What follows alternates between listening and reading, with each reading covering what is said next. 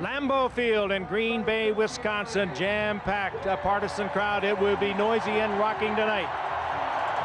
So much of the NFL's history wrapped around this stadium. And tonight, the San Francisco 49ers come to town for Monday Night Football.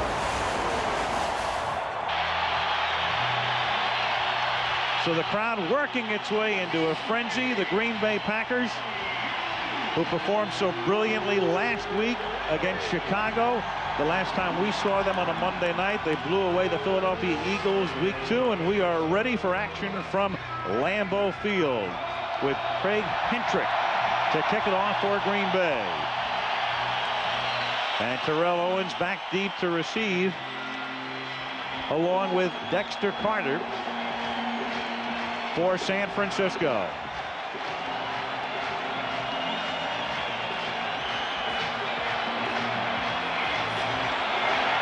And the big one from Wisconsin is underway.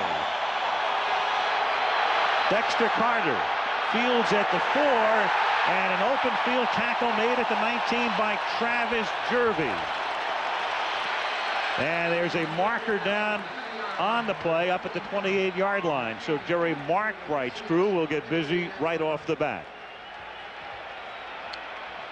And when Jerry Markwright referees a game, it's normally an important game. He's reffed 4 Super Bowls.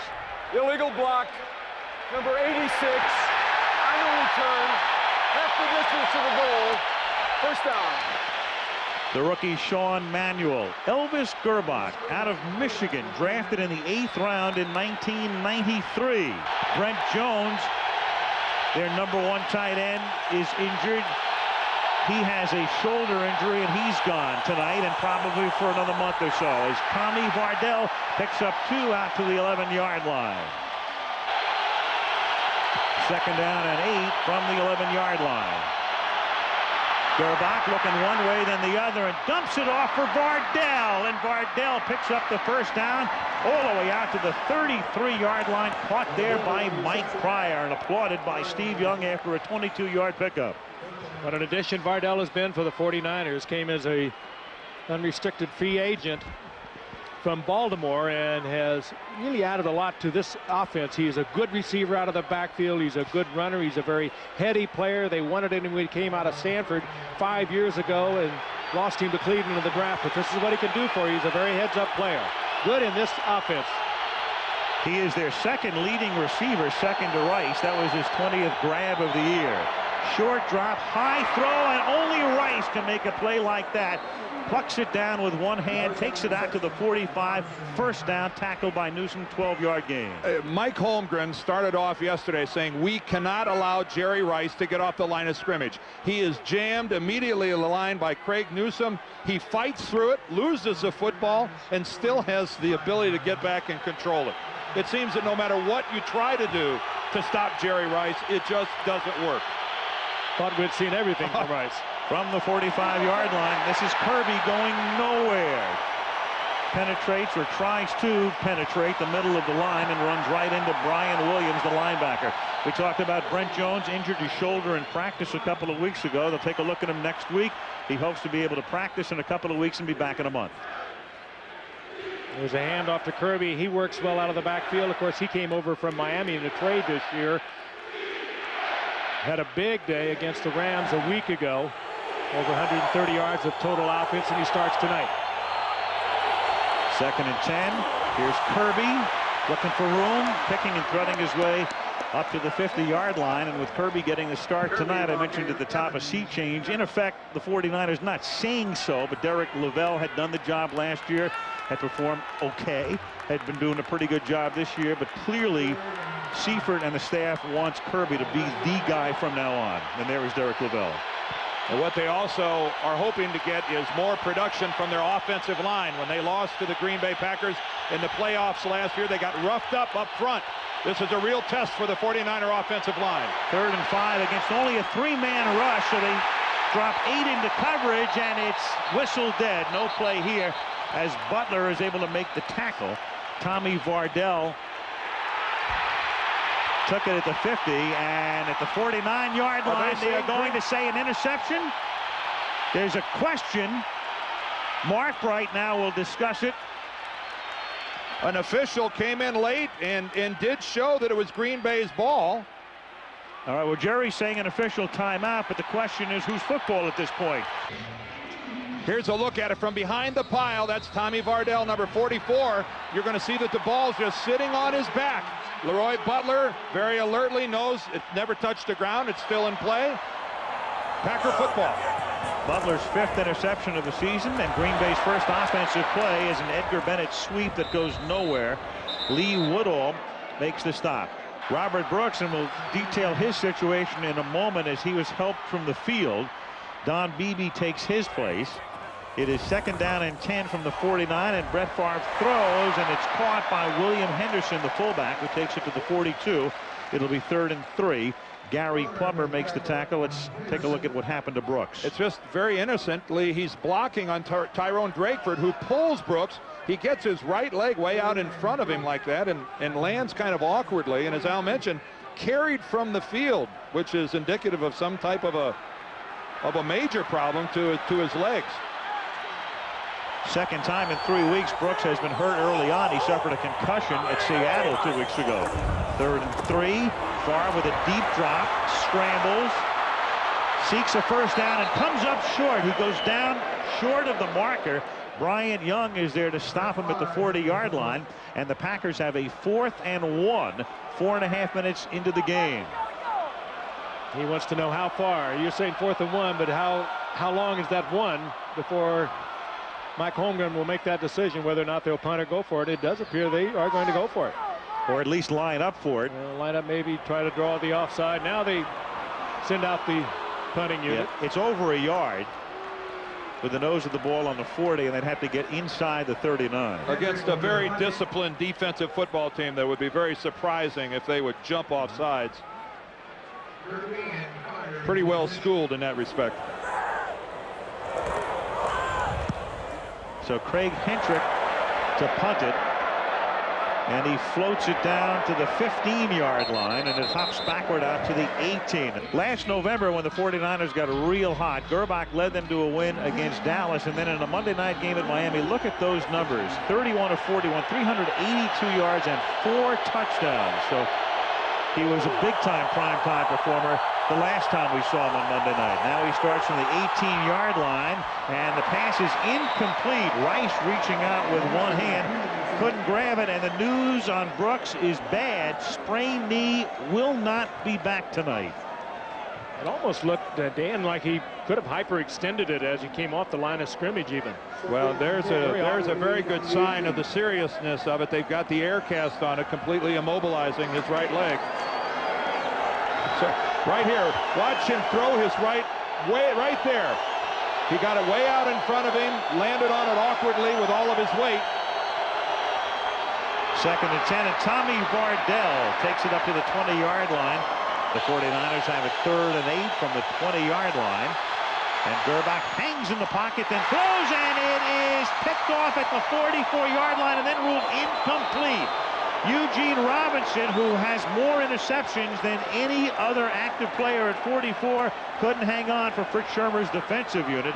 Just barely misses career pick number 45, and the Niners to punt. Gerbach now has missed on 2 receivers that have been very open. This one totally overthrown, as you can see, just trapped by Robinson. Green Bay almost coming up with their 20th interception of the season. That's just remarkable. You know something's not right when the receiver's not even in the picture. Tommy Thompson to punt it.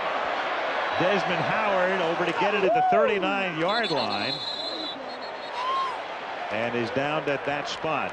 Beautiful shot of Lambeau Field as the Packers have it for the 2nd time at their 38-yard line. No score, 8:42 left in the quarter, and Favre hands it to Edgar Bennett, and Bennett gets gang tackled up at the 40-yard line by that swarming Niner defense led by the former Viking Roy Barker. And number 97, Bryant Young, who is emerging and may be playing as well as any defensive tackle in the league right now. Well, a wonderful matchup to watch tonight are these 2 gifted defensive tackles of the 49ers. Bryant Young, 97, Dana Stumblefield right next to him, number 94, as they work against Aaron Taylor, Frank Winters, and Adam Timmerman, the 2 guards in the center for the Packers. 2nd and 8, a double tight end set for Green Bay. Favre going deep, and he has Keith Jackson.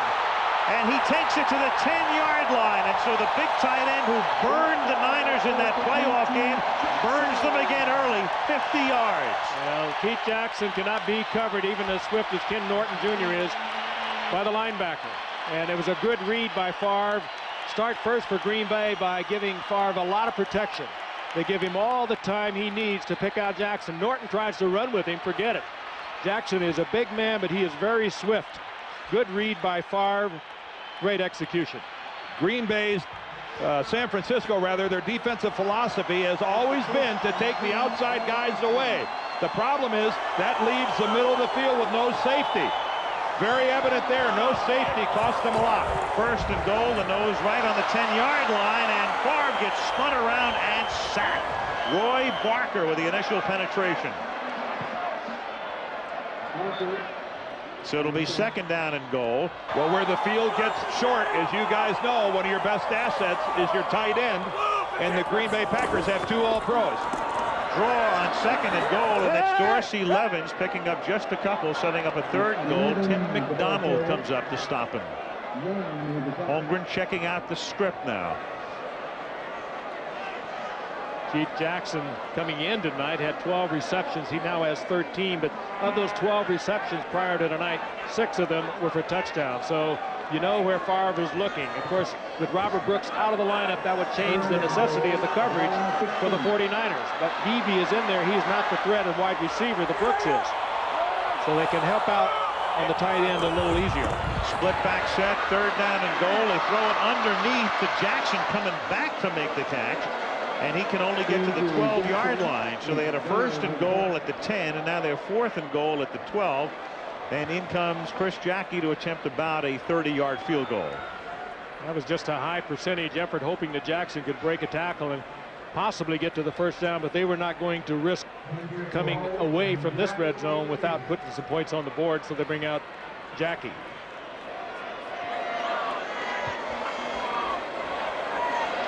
"30-yarder, Craig Hentrick to hold it, and Chris Jackie to bang it through. Lambeau Field in Green Bay. We hadn't been here for 10 years for a Monday night game. Came in week 2. Big night for the Packers as they rip the Eagles. And tonight, Green Bay once again on Monday Night Football. We'll see them at Dallas in another appearance coming up in November. Huge game. Craig Hentrick's kickoff winds up 2 yards into the end zone. Dexter Carter to run it out and brings it back out to the 22-yard line. Tackled there by Lamont Hollenquist. So Steve Young paces the sideline. Steve injured his groin the 2nd week of the season against the Rams. Did play against Carolina in a game they lost, and hasn't played the last 2 weeks. First 2 possessions for the Niners. The interception by Butler, and then 3 and out. And the 3 and out was a near interception by Eugene Robinson. Gerbach is 2 of 5 for 34 yards thus far, and goes to the air here and throws, and Jerry Reichs makes the catch, and he's run out of bounds by Doug Evans after a pickup of 5. Interesting philosophy tonight on the Green Bay defense. Last January, when they beat the 49ers 27-17, they forced 4 turnovers. They had 3 sacks of Steve Young. They scored on a fumbled reception in the 1st quarter. Just totally disrupted their offense. Tonight, they're doing not any kind of blitzing whatsoever to speak of. They're stunning linemen, defensive linemen, Dan, but it's a pretty straightforward defense by the Packers tonight. 2nd down. 4. Kirby on a flea flicker. Gerbach all the way back inside the 10, and then just throws it away because Leroy Butler penetrated. Just when I said that, they come with the safety blitz and totally disrupted that flea flicker. Gerbach wanted to go deep, trying to get, I think, to J.J. Stokes, but Butler on the safety blitz. He'll come from right of your screen, number 36. There's the flip back. Now you need time for this to develop. Butler was right in Gerbach's face, so he just had to get rid of it. Great time to have that call. 3rd and 4 now from the 28. 4:29 left in the opening quarter. Green Bay leading 3-0. And Gerbach on 3rd and 4 going very deep, and that is picked off by Eugene Robinson. Career interception number 45. The play is dead. The play is dead at the 32-yard line. Green Bay ball at the 32.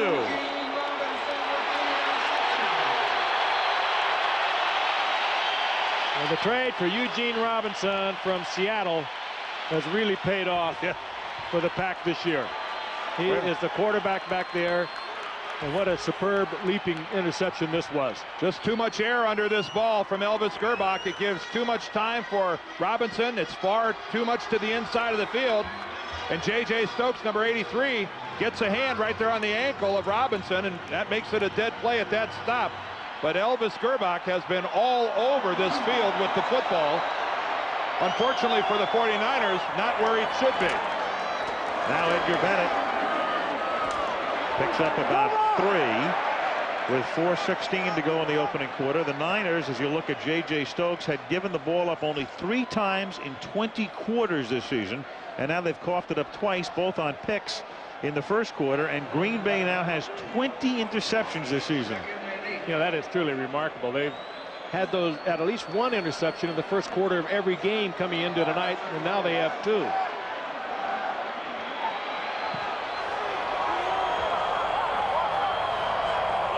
Second and 8 from the 34. Barker can't get far, and Brett throws on the run, and it's Don Beebe who gets free and makes the catch and is out of bounds at the 12. Burns, Merton, Hanks. Well, I don't know whether it's Hanks, Al. Hanks might have been helping somebody out. Well, it was never just a screw up in the defense, and I think it was probably they were thinking Favre was maybe going to pull it down and run with it. There is a little check at the line of scrimmage. That's Drakeford, but I think it's a too-deep zone. Drakeford lets him go, and Hanks, for some reason, he sees Favre on the move. I don't know if he thought Brett was going to be corralled by the defense, but Merton clearly lets him go, Frank. I think Drakeford feels I've got containment here. Hanks has got to pick up on Beebe, though, and Beebe, well, he stepped out of bounds. That could have been 6 so easily. Well, Merton Hanks has a deep outside all the way. 54-yard pickup. Favre under pressure. It's deflected and incomplete. It might have hit the umpire. And umpires have been in the line of fire all weekend. The umpire is Chad Brown, no relation to the Pittsburgh linebacker. Yeah, Brown in the middle of the action. He had a monster game last week, didn't he? Yeah. I think you're right. I think it did hit umpire Brown. Watch him right there on the left part of your screen, right on the edge. Well, this offense, as a lot of the West Coast offense in general, calls for a lot of crossing underneath. More and more of that umpire is getting into a very fragile area. They do a lot of underneath crossing, and they throw a lot of passes over the middle now. 2nd and 10 from the 12. Good protection up front. Gunned toward the end zone and broken up by McDonald. Don Beebe, the intended recipient. 3rd and 10. This baby had some smoke on it. It had more than Tim McDonald could handle. Great look at it coming right at you, and McDonald had to make a high leap to his outside, just couldn't get it under control. Again, a 3rd and long situation. Can the 49ers hold one more time and force the Packers into a field goal? 3rd and 10. Green Bay up 3-0 late in the first quarter. Niners jump where they induced. Flag down. Chris Dolman came across.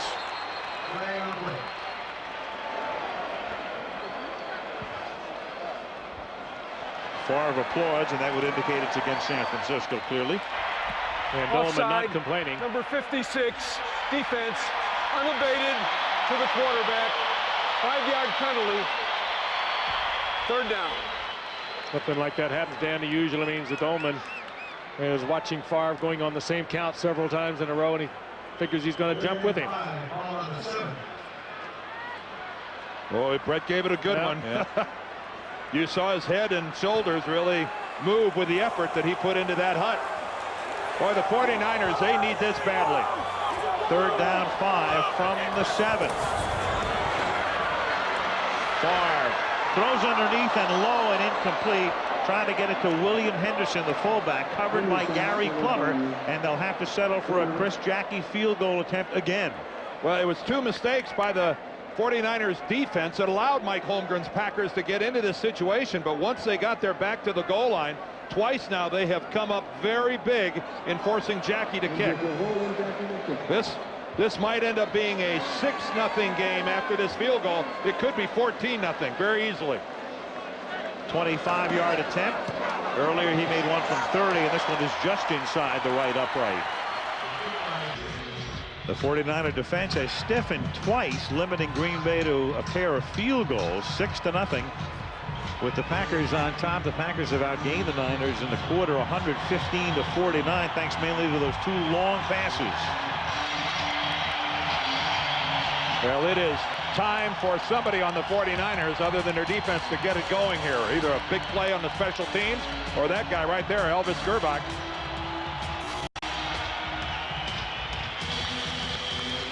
Well, if you know Steve Young, you know how desperately he wants to be in this game. He is such a competitor. This is killing him. Craig Hentrick to kick it off. Comes down into the arms of Dexter Carter, who takes it from the 6. Back up to the 25-yard line, and a flag comes in at the end. Lamont Hollandquist in on the tackle.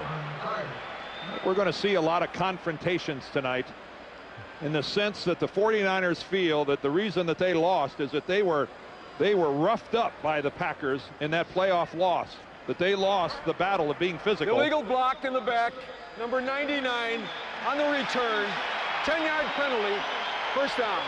They were roughed up, Dan. And they were. So there's George Stewart, their new special teams coach. But all week long out in San Francisco, the talk has been, we must be physical. We can't get pushed around. And what happens is there's normally a lot of fighting and a lot of pushing and shoving. You can see we've got an injured Packer down on the field. It's Corey Dowden. Certainly there is the block from behind. And you can see rolls right into the back of Dowden's legs. Penalty on David Benefield. And Corey gets up, and they'll walk him over to the Green Bay sideline with 2:49 remaining in the opening quarter.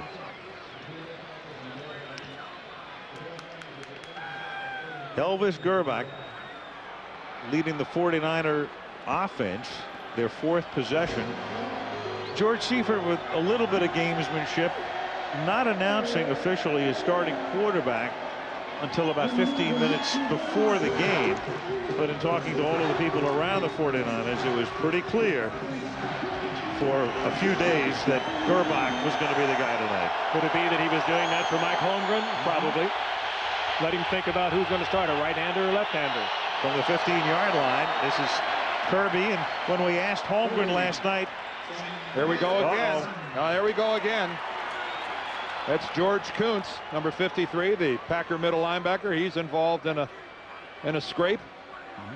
But it's inevitable. Anytime a team talks about being physical, the other team reads about that that's what they're going to try to do, and it's a case where the gauntlet's been thrown. Well, Kuntz is a physical player, period. A very emotional player, and a very unlikely starter this year for Green Bay at the middle linebacking spot. Well, George by Atlanta a few years ago, and really an overachiever and has become very successful. 2nd and 9, and Vardell can't get started. It'll be 3rd down and 10 as Jesse Sapolo got rammed back into Tommy Vardell. We started to mention last night, talking to Holmgren, asking Mike how he prepared for this game. He said they basically prepared for Young. And I think he predicated that more on Steve and how much Steve wanted to play, as opposed to believing anything he heard or had read about Young's condition. Well, being left-handed and having the movement that he has, you have to prepare for Steve Young. Elvis Gerbach, a more conventional quarterback. Not a great movement guy. He's going to be in the pocket. 3rd down and 10. Gerbach stepping up, floats one, and that's tipped and incomplete up at the 32-yard line. J.J. Stokes, the intended receiver, hit by Eugene Robinson as the ball arrived. 4th down. Well, and Gerbach just did get that off. There is some heavy-duty hitting going on there at the line of scrimmage. You touched on it, Dan. Their tempers are right on the boiling point.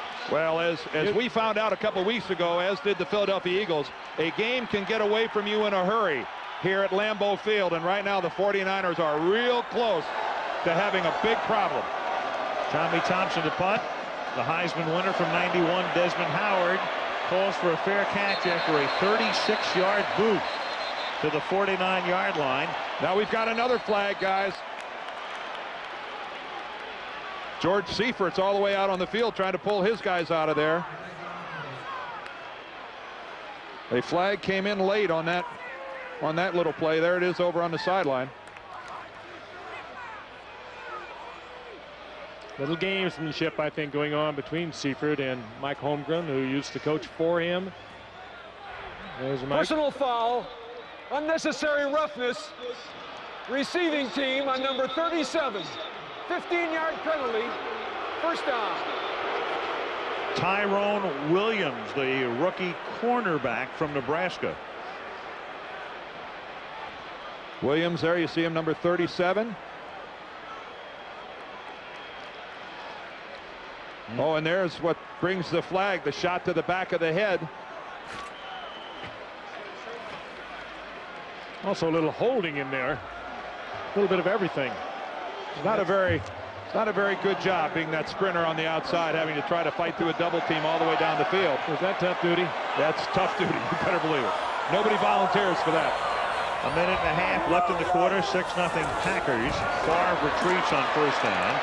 Guns it over the middle. It is caught and stripped. Desmond Howard made the catch at the 46-yard line. And the officials come in. And it's Howard who recovers himself. So the man who won the Heisman in 1991, and he won the Heisman, ironically, on the receiving end of Elvis Gerbach's passage as Michigan makes the catch here. And what a catch it was, too. And this ball is on the ground for a long time by NFL standards. It's exposed for a couple seconds there before Howard's able to get it back. Good look at how a crowd is attracted by that football. First and 10 at the 47-yard line. And this is Dorsey Levens to the 49-yard line in the waning seconds of the quarter. The Hall of Fame coach Bill Walsh, now the administrative assistant to the 49er coaching staff, and upstairs in between team president Carmen Policy and Dwight Clark. As they look on, we start the second quarter, 2nd down and 8, Green Bay from the 49-yard line, and Brett Favre going deep and incomplete. Good coverage that time. Crowd wants a flag. Drakeford was covering Antonio Freeman. 3rd down and 8. Favre to Desmond Howard, and a nice tackle made by Marquez Pope, who comes up and takes him down for no gain. What he's on is a quick screen with 2 offensive linemen pulling out in front of it, and the 49ers read it all the way. They penetrated right through the screen. So they stopped Favre after Brett had thrown for 124 yards in the first quarter, the most yardage by any quarterback in the first quarter of the season, apart from Steve Berline, who threw for 141 for Carolina against the 49ers in San Francisco's only loss. So an ominous beginning for the Niners, but they're down only 6-zip. Hentrick to punt it. Fair catch called for at the 10 and made there by Dexter Carter. 49ers have it at the 10-yard line, and Gerbach hands the ball to Kirby. Not much over the left side. He picks up a couple, and markers are down again. Well, through combinations of penalties on the kicking game and that time a good punt by Green Bay, every time San Francisco starts a series, they're looking at a whole lot of real estate. I'm not sure they can even see the Packer end zone from where they've been getting this thing started. Look at that. Their average starting field position, their own 15-yard line. When you have to go 85 yards to score touchdowns, you're in trouble. Personal foul, illegal crackback, 15-yard penalty, half the distance to the goal. Number 83 on the foul. 83, half the distance to the goal. J.J. Stokes. There's a movie out a long time ago called Less Than Zero. That's about what we're seeing from the 49er offense to this point. There's Stokes. Oh, wow. Right into the back of the legs of Eugene Robinson.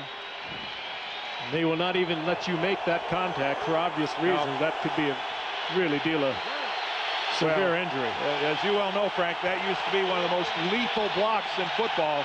A lot of guys' careers came to an end because of that crackback. 1st and 14 from the 6.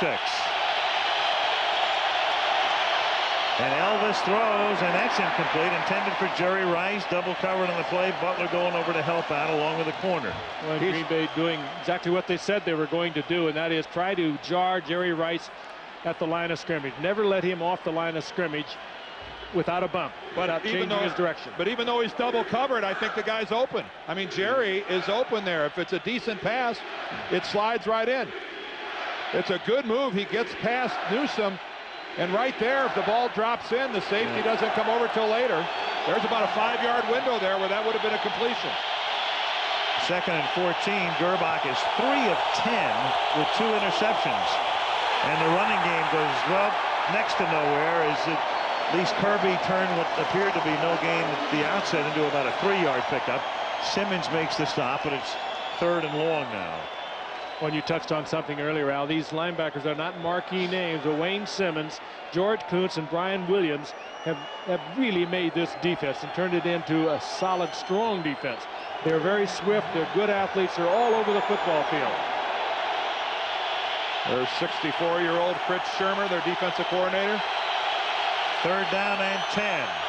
Niners trying to convert on 3rd down for the first time tonight, and won't. Kirby makes the catch. Butler tackles him immediately, and the Niners to punt again. So 5 futile offensive series in effect for the 49ers. Fritz Shermer has given the 49ers fits over the years, and for many years when he was a Rams defensive coordinator. Fritz Shermer, I think, has given everyone fits for as long as he's been a coordinator in this league. Well, one of the best for many, many years. Tommy here from the Cardinals. Tommy Thompson's 3rd punt of the night forthcoming. Desmond Howard back to receive it.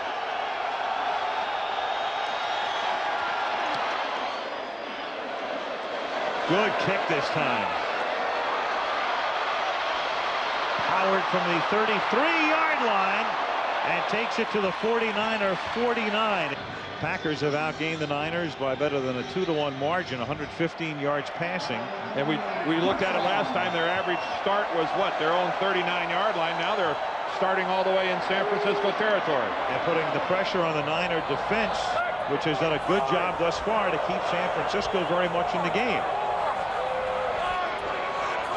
Favre changing the play on 1st and 10 from the 49-yard line.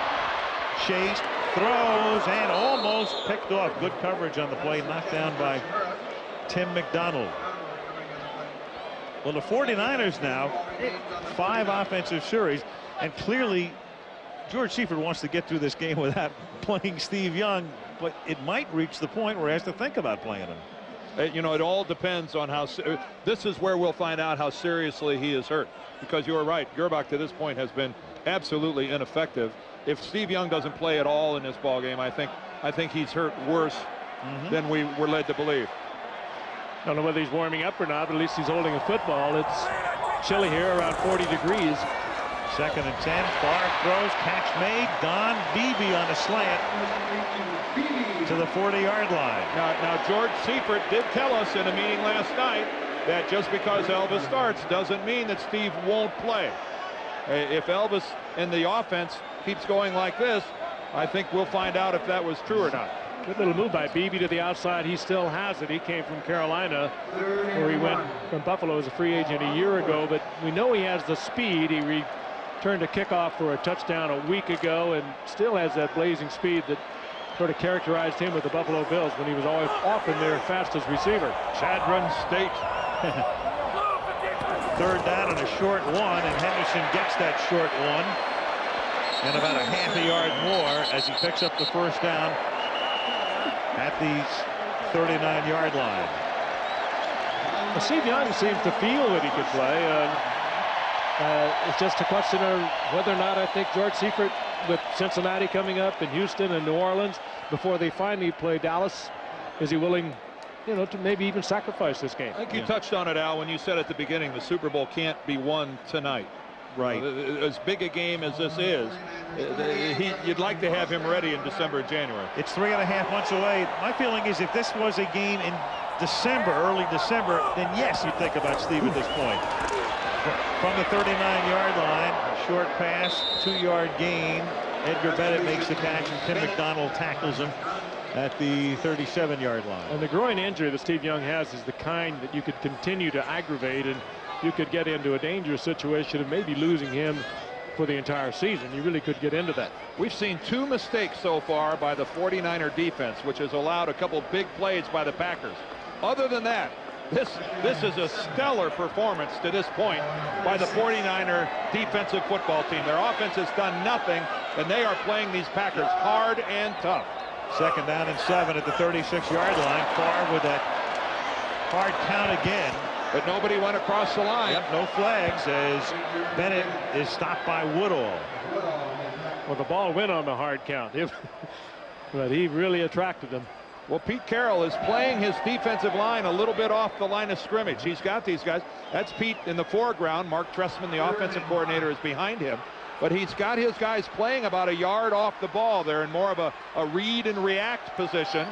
A lot of that, I think, has to do with the mobility and the movement of Brett Favre. See, these guys are back off the ball a little bit.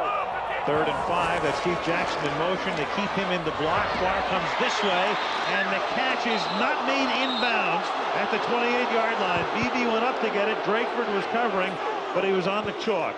Well, Brett is arguing to the official on the spot that he was pushed out of bounds. If the official determines it's a judgment call, if he determines that you would have landed in bounds, he can give you the reception. Good call. He's clearly out of bounds. Yep. That contact did not cause Don Beebe to land out of bounds. He was on his way anyway. Well done by the officiating staff. So on 4th and 5 now, the Packers will at least line up to go for it and pass up the opportunity for a 52-yard field goal attempt. And he does have that hard count. He's got Henderson in the slot, and they are going for it on 4th and 5. And Favre gets spun around again and again, and then wobbles one incomplete, and the Niners will take over, and Carroll's group has held again. Lambeau Field in Green Bay. Al Michaels with Frank Ifford, Dan Dierdorf, and Lynn Swan.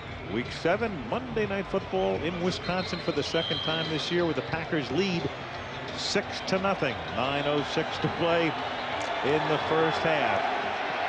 And this is the best starting field position that the 49ers have had all night. They're on 35-yard line, and Gerbach off the play fake throws, and wide open is the tight end Ted Popson for a 17-yard gain and a first down in Green Bay territory, tackled there by George Kuntz. Popson, of course, filling in for the injured Brent Jones. Good receiver coming off the ball, perhaps a better blocker even than Jones, but Jones, of course, is such a plus from the receiving end. Good move by Popson to get to the outside. He has good hands. And the 49ers up over midfield. 1st and 10 at the Green Bay 49. Stokes, the man in motion. Corner blitz. Here comes Butler from behind, chasing Gerbach, who throws, and that is caught by Jerry Rice, who spins around and picks up a first down to the 25. And the Niners, just like that, back in business.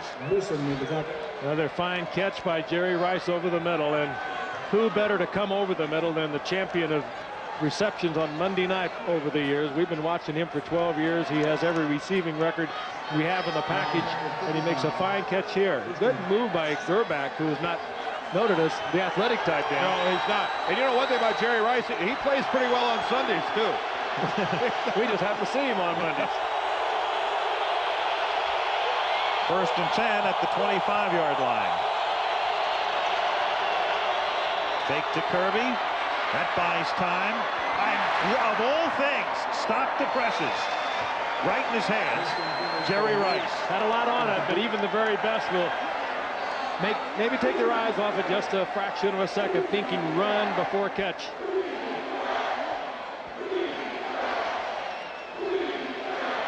I think what Fritz Shermer is upset about is that Gerbach was outside so easily and unchallenged.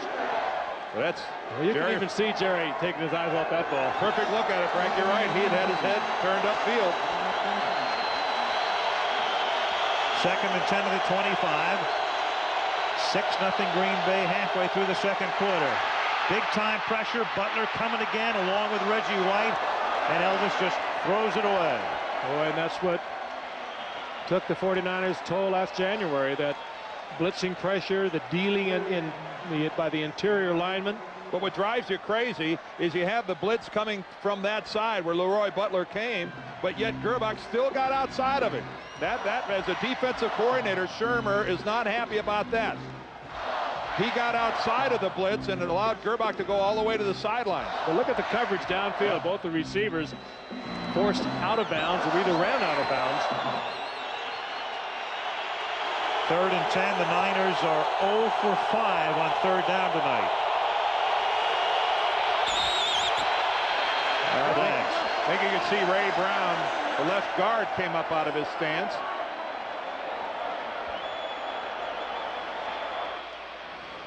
I don't think there's any question that he started early. Start, number 65, offense. 5-yard penalty, 3rd down. Well, attribute that penalty to the Cheeseheads. It's a little noisy down on the floor of this stadium.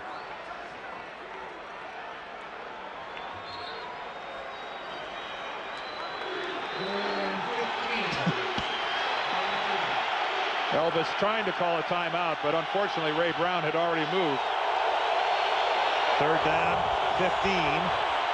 Elvis throws off his back foot. Great coverage on Jerry Rice. Back there with him was Newsome and Pryor, and it's 4th down, and the Niners would be looking at about a 48-yard field goal attempt. But the wind really picking up now, swirling. Newsome, their #1 pick last year, was all over Jerry Rice. That's a case where Gerbach made his decision to throw there. And a bad one, too. Regardless of the coverage. Hey, the offensive coordinator, Mark Trestman's got to be looking down the field. So that was a bad decision on the part of Gerbach. Newsome could not have covered him any better, and the safety was coming over as well. But it wasn't even hidden. It was at the snap of the ball. It was double coverage. 48 yards off the foot of Jeff Wilkins into a swirling wind, and it is good. Well, there's Beavis, and I don't know who the other one is. There's Al on steroids. Major. Frank, you're looking a little drawn. Well, it's been a long weekend. Frank's been to the ranch. Jeff Wilkins, the kickoff, after kicking a career-best 48-yard field goal. Dorsey Levens to run back the kick and back out to the 24-yard line with 7:06 remaining in the opening half. Bob McKittrick, the line coach, going over things with the 49er offense, and Brett Favre now leading his offense back out onto the field. They've been given very good field position tonight on several occasions, but the Niner defense has been very tough, and it's only 6-3. And the highest scoring team in the league by far. They came into this game 42 points ahead of the second place team, which is Minnesota, who's played one more game than the Packers. They've had their chances, Dan. Yep. They just couldn't get it in. It's Desmond Howard in motion, and Favre hanging in the pocket and throws incomplete. Merton Hanks reaching in front of Antonio Freeman with the coverage. 2nd down and 10 from the 23-yard line. Bennett coming to the outside. Nothing happening as Ken Norton is there to knock him down. Well, they came into tonight's game the #2 defensive team in the National Football League, and the Packers are playing, the 49ers rather, are playing like it. These guys are flying to the football. They are hitting hard. And there's their defensive coordinator, Pete Carroll, former head coach of the New York Jets, and he has been a defensive coordinator most of his coaching life, and he's a good one. He did a great job with the Jets while he was there, and this is his 2nd year with the 49ers, and he's more of a gambling defensive coordinator than most, and he'll take chances. 3rd down and 11. And Favre under pressure, incomplete, intended for Freeman. Another great job by the Niner defense, forcing a Craig Hentrick punt. And again, if you joined us late, Robert Brooks went out early with a sprained knee. Their outstanding receiver, 49ers have really done a terrific job tonight on Freeman. Keith Jackson got loose early for a pass. Don Beebe got loose for a pass, but and that's a, you know, Al, that's a monster subtraction from the Packer offense. 102 receptions last year for Brooks. You take that guy out of your lineup, and there's no question that it's affecting Favre and where he's looking. Trey Kendrick hits a low line drive kick that's caught at the 31-yard line by Dexter Carter. Escapes there and brings it back up to the 42-yard line. It's so tough, of course, for a guy like Steve Young not to play. Again, he's in uniform tonight, but not in action. And I asked him to describe this sort of feeling. Well, unfortunately, I had a couple of years in the late 80s when I did that, and I found out that it was literally, it drove me crazy. I mean, I felt like I think I'd rather do a lot of things than stand there. But when you're not completely healthy, but yet you're able to jump in through the fray if you have to, the last couple of weeks, you have to be able to do that job. And Young put in that role, and clearly what he was referring to earlier was when he was backing up Joe Montana through the 80s. Gerback, the quarterback tonight, from the 42-yard line, and Tommy Vardell gets loose. And the Stanford grad gets wrestled down at the 43 of the Packers by Eugene Robinson. Well, that drive there started at the 41, which was the best field position to date for the 49ers. And again, they're making something of it. The last time they had the ball was their best start. They took it down and got a field goal. And already now quickly they're into Green Bay territory. So some signs of life here in the 49er offense. And a lot of it has to do with where they start on the field. First down at the 43-yard line. Here's Kirby, unable to get on track. Tommy Vardell, a good story. Vardell picked by the Browns out of Stanford. It was known as Touchdown Tommy there. Had a horrific knee injury a couple of years ago. In effect, he missed 2 seasons. The Niners tried to get him, in fact, from Cleveland, tried to pry him after Cleveland picked him in that draft. And finally, they get him to fill the spot they hope filled so capably by Tom Rathman for so many years. Cleveland took him in the first round before the 49ers had a shot at him. And of course, William Floyd not yet back for the 49ers. 2nd and 8. And it's Vardell making the catch and comes up about 2 yards short of the first down. Brian Williams making the hit right there. Meanwhile, Sean Jones took himself out of the game. The defensive end, the bookend to Reggie White for the Green Bay Packers, and now he comes back in. He had been holding his hand. To this point in time, Harris Barton, the former All-Pro offensive tackle for the 49ers, he's done a pretty good job of neutralizing Reggie White. Barton, the right tackle. The left end, Reggie White. 3rd and 2. Anthony Lynn in at fullback. And the pass is caught by Jerry Rice. And he's out of bounds at the 22-yard line. Tyrone Williams wraps him up there. First down, San Francisco. The rookie from Nebraska lining up one-on-one against Jerry Rice. And quick to read, it was Elvis Gerback, and he comes right to it. And I'll tell you, Williams will give him a little space. You're not going to beat me deep. Nobody does that better than Jerry Rice. That stride down the middle, full speed, planting that foot, breaking it to the outside, almost impossible to cover. Rice has caught 4 for 55 yards. First down at the 22-yard line. Gerback throws. Kirby makes the catch and taken down from behind by Brian Williams with a marker down in the offensive backfield at the 27-yard line. Well, that was a late flag. After the whistle even, I believe. Sean Jones back in the ball game. He was locked up with Steve Wallace. Wallace, their number 74. I don't know if that's where the penalty came from, but they were the last 2 still dancing. Looking at 2 guys at one time on the same staff. Holmgren was the offensive coordinator and Seifert was the defensive coordinator for the guy up in the press box. Yeah. Mark Bright seeking the input from a lot of guys on his staff. Personal foul, unnecessary roughness, number 96, half the distance to the goal, first down. Well, Sean Jones is lined up against Steve Wallace. There's Jones on the left side of your screen. He starts off with Ted Popson, the tight end. No. Oh, well, that's he kicks Popson right in the ribs.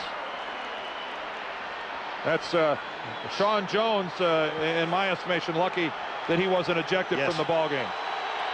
Very fortunate. Popson was trying to crack back on him. And Popson didn't even touch him. First and goal from the 9. The Niners have had red zone problems this season, and the pass is caught by Vardell for no gain. The Niners have been tremendously proficient inside the 20 through the years, one of the reasons for their success. But this year, a whole other story. And there it is, second, first, and fourth over the preceding 4 years, and this year 24th, only 38% inside the 20. I think part of the problem recently has been the loss of Brent Jones. He is so effective down around inside that red zone, inside the 10-yard line, but he also makes you cover him. Consequently, you get single coverage on your outside people. Gerbach takes a timeout. Second down and goal from the 9. Vardell escapes a tackle in the backfield and then gets down to about the 6.5-yard line, where Gilbert Brown stops him along with Doug Evans. So a big third and goal for the 49ers. They'll spot the ball just inside the 7. Fred Shermer, the defensive coordinator, playing chess with his counterpart on the other side, Mark Trestman. Right behind Fred Shermer there on the upper right, that's Larry Brooks, their defensive line coach. He can play. All-pro defensive tackle, many years with the Rams. And third and goal.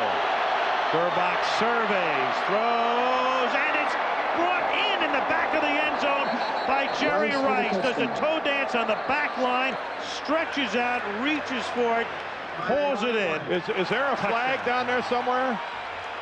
There's a flag down. I don't see the flag. At the 1-yard line, over in the far hash mark. But the body language clearly indicating that a call is forthcoming from Markbright, but there is no flag on the field. Oh, there it is, cleared out the 1-yard line. You're right, Frank. It's right in front of that official. There is no illegal contact foul. Contact was within 5 yards of the line. Touchdown. Jerry Rice did a great job at the back of the end zone. Gerbach was in trouble. He didn't see Rice. Rice puts his hand up, waves. Here I am. Here I am. And a superb catch right at the back of the end zone. Just watch him right here. Gerbach doesn't see him. Now watch this. There I am right here. But do you realize how much time this is taking? A tremendous job of blocking by the 49er offensive line. Well, Jerry Rice, another touchdown reception, but boy, you got to credit the guys up front. Take a look at the pocket here that they formed for Elvis Gerbach. Jerry Rice is working his way around the end zone, but Elvis, look at it, that was just a pump. He still holds on to that football, and Rice makes 3 or 4 moves before he catches that. Tremendous work by the offensive line. Wilkins kick. This is Dorsey Levens taking it from the 7, upended at the 21-yard line with 2:12 remaining in the first half. So the 49er defense kept them very much in the game, and now the offense begins to contribute. And San Francisco has a 4-point lead late in the first half. And there has to be some incredulous people over here on the Green Bay sideline who are thinking, can we really be behind in this ball game? The first quarter is all Green Bay. They can't get in the end zone, and now they find themselves at 2:12 of the first half, trailing. At the 21-yard line.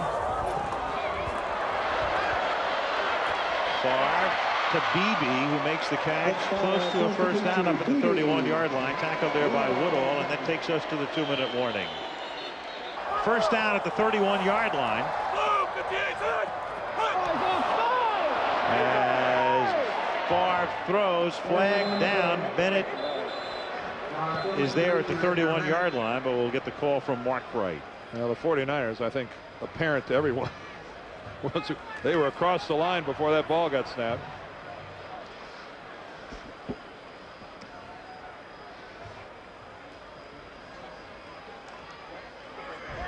Offside, number 46, defense, 5-yard penalty, first down. Unfortunately for Tim McDonald, on that particular play, Brett Favre decided to go to a long count. Thought he had it timed out, but he got caught one beat late. The 49er offense, I mean, the Green Bay offense really struggling. They have not had to play a close game other than the one they lost to Minnesota. They have totally dominated. They've been able to move at will, and they are really struggling here in the first half. On the right, Sherman Lewis, the offensive coordinator. From the 36-yard line, Favre with a pirouette. Comes back, incomplete. Falling down was Mark Chmura. Well, he fell down because he was trying to stop on a severely underthrown ball by Brett Favre. Chmura was wide open. Well, even with Favre's strong arms, he was not going to throw that back across the field about 35 yards. Mark Chmura, Dan touched on it, a Pro Bowl tight end from a year ago. They have a pair of them. In the NFC, where Jay Novacek is hurt and not playing for Dallas, Brett Jones hurt, not playing for the 49ers, a wealth of tight ends in Green Bay. On second down, the catch is made by Antonio Freeman, reaches out and moves the sticks. That's a first down up at the 45-yard line, tackled by Drakeford. And Green Bay will now spend a timeout. They have 2 remaining. After a timeout, first down from the 45-yard line as Favre under pressure has it deflected, and it is intercepted by Dana Stubblefield. What a tip and the pick and a nice run back. Dana Stubblefield forced out of bounds at the 28-yard line. Well, that shatters a lot of myths about what you think about a defensive lineman and his hands. And a 6'2", 290-pounder looked like a halfback after he caught the ball. That's good work. That's a Darrell Green would be proud of hands like that on an interception. He had one last year and ran it back for 12 yards, and so the second career pick now for Dana Stubblefield in his 4th season. Bats it with his left hand up into the air, stays with it, and then look at this. Away he goes. From the 28-yard line, Tommy Vardell takes it to the 24-yard line. Meanwhile, the second quarter has been a dominant one for the 49ers this season. The Niners have outscored their opponents in the second quarter of the season 69-7. Well, they have turned this game around. The momentum totally changed. 2nd and 6 underneath. It's Vardell making the catch. He's wrapped up at the 18-yard line, and that's close to a first down. San Francisco has 2 timeouts remaining. He's a little short of the first, and the Niners will take a timeout with a 3rd and short 1 coming up. They wasted about 7 or 8 seconds there in attempting to form up at the line of scrimmage before Elvis took the timeout. And they're down to 1 timeout.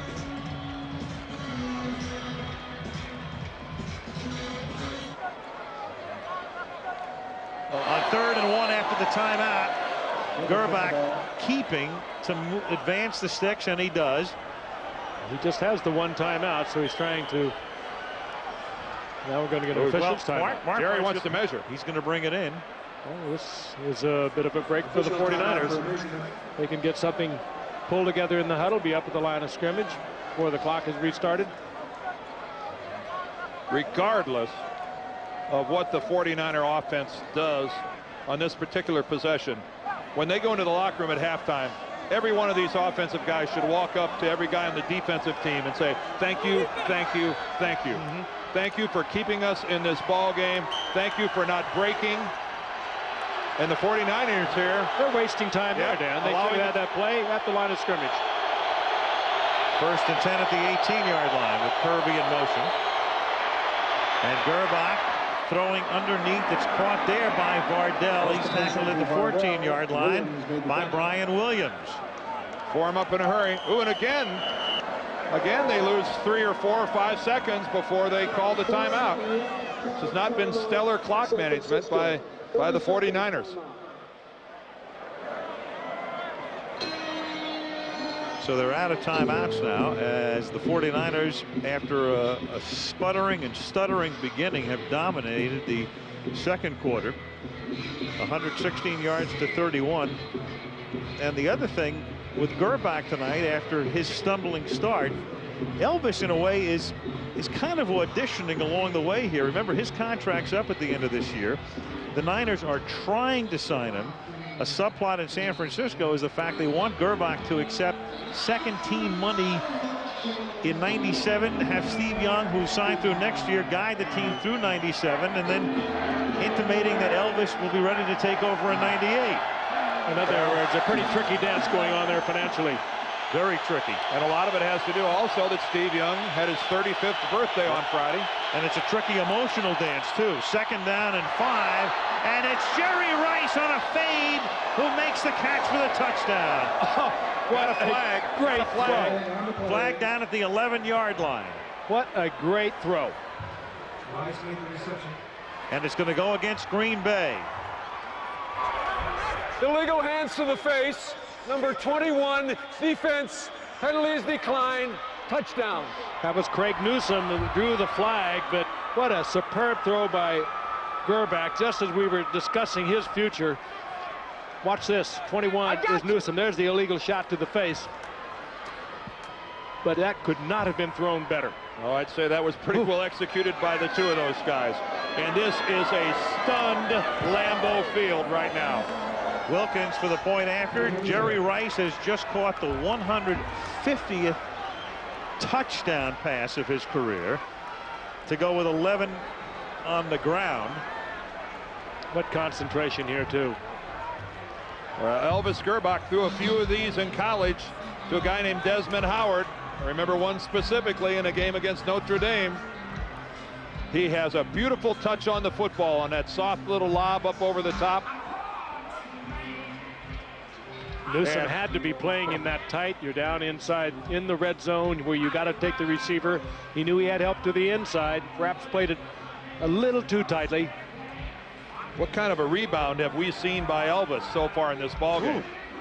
First 3 or 4 possessions for the 49ers, he was throwing the football all over the field. A pair of interceptions. Well, his first 2 passes were really bad. Then almost the third. Remember the one hopper to Robinson that he almost had a pick. But boy, he is now throwing it with authority, and look at that, 14 of 24. And you, right, Dan, he has stunned the Cheeseheads, all 60,000 plus of them. Pete Carroll has gone downstairs to go with the team into the locker room, and his defense really did a job in that first quarter to keep it to 6-0 and enable the offense to finally get things in gear, which they've done. Dorsey Levens takes it back up to the 20-yard line. Well, we will learn a lot about the Green Bay Packers and the balance of this first half, only 20 seconds, but in the second half specifically. We will find a great deal out about this club, and specifically about Brett Favre. They're facing adversity at home. I think a lot of questions might get answered, Frank. Well, I think having lost Robert Brooks, he will not be back, is going to hurt a team trying to come back from a 17-6 deficit. They're going to have to throw the football. Robert Brooks is their best receiver on the field. He won't be available in the second half. And Mike Holmgren taking the stance. Let's get inside before anything else bad happens to us. Let's talk this over and let's regroup. Stunning turnaround. Crowd back into it in Green Bay, but the 49ers took them out of it at the end of the first half. There's some truth to that. Yes, there is. Packers took an early 6-0 lead, but the Niners with 17 unanswered points, and Jeff Wilkins to kick off as the second half gets underway from Green Bay. Good kick. Dorsey Levens at the goal line. And out past the 20 and run out of bounds by Dedrick Dodge up at the 30-yard line. And let's check in with Lynn Swan. Lynn? Al, I talked to Mike Holmgren about the second half, and he said he's got to get Brett Favre more protection. In order to do that, they're going to get more conservative. He felt he could come in and play a more wide-open offense. Decided in the first half he could not. They're going to keep more people in to protect him, means fewer people out into the patterns. Al? Fewer people out into the patterns. Try to get a running game going as well, I would assume. They've been unable to do that to this point. At the 29-yard line, 1st and 10 with Bennett in motion. And Favre going for Beebe, and he's covered by Marquez Polk, who gets there as the ball arrives. And again, if you joined us late, the great receiver Robert Brooks, injured early on, sprained knee, gone for the night. So Beebe has seen a lot of action. Playing this, Pope plays this absolutely perfectly, looking in too far and making a quick move on the ball. Beebe, of course, not the Robert Brooks with the moves, but he does have that great speed you have to respect. Pope played that well. 2nd and 10. Try to get something going on the ground. Here's Henderson. Green Bay had only 14 yards rushing in the first half tonight. They pick up 3 on the ground here. 3rd down and 7. Earl Dotson being helped off the field puts the offensive line in pretty bad shape for the Green Bay Packers. They've lost John Michaels. They're starting left tackle, so on the corners, Dan, they're in trouble. There's Earl on the right, and what so often happens to an offensive lineman, the pile falls on his leg. He gets his left leg caught in there. Really put in a bad position. At least he was able to put a little weight on it coming to the sidelines. That's the good news. We'll try to get a further report. But the offensive line for the Green Bay Packers is truly hurting. Bruce Wilkerson comes in to replace Dotson, and Favre throws, and it's Antonio Freeman who makes a rolling catch up at the 42-yard line on a key 3rd down. Well, they really need Antonio Freeman to step up like he did a week ago with the 7 receptions and the 2 touchdowns against Chicago. He's a fine receiver with good speed, very acrobatic.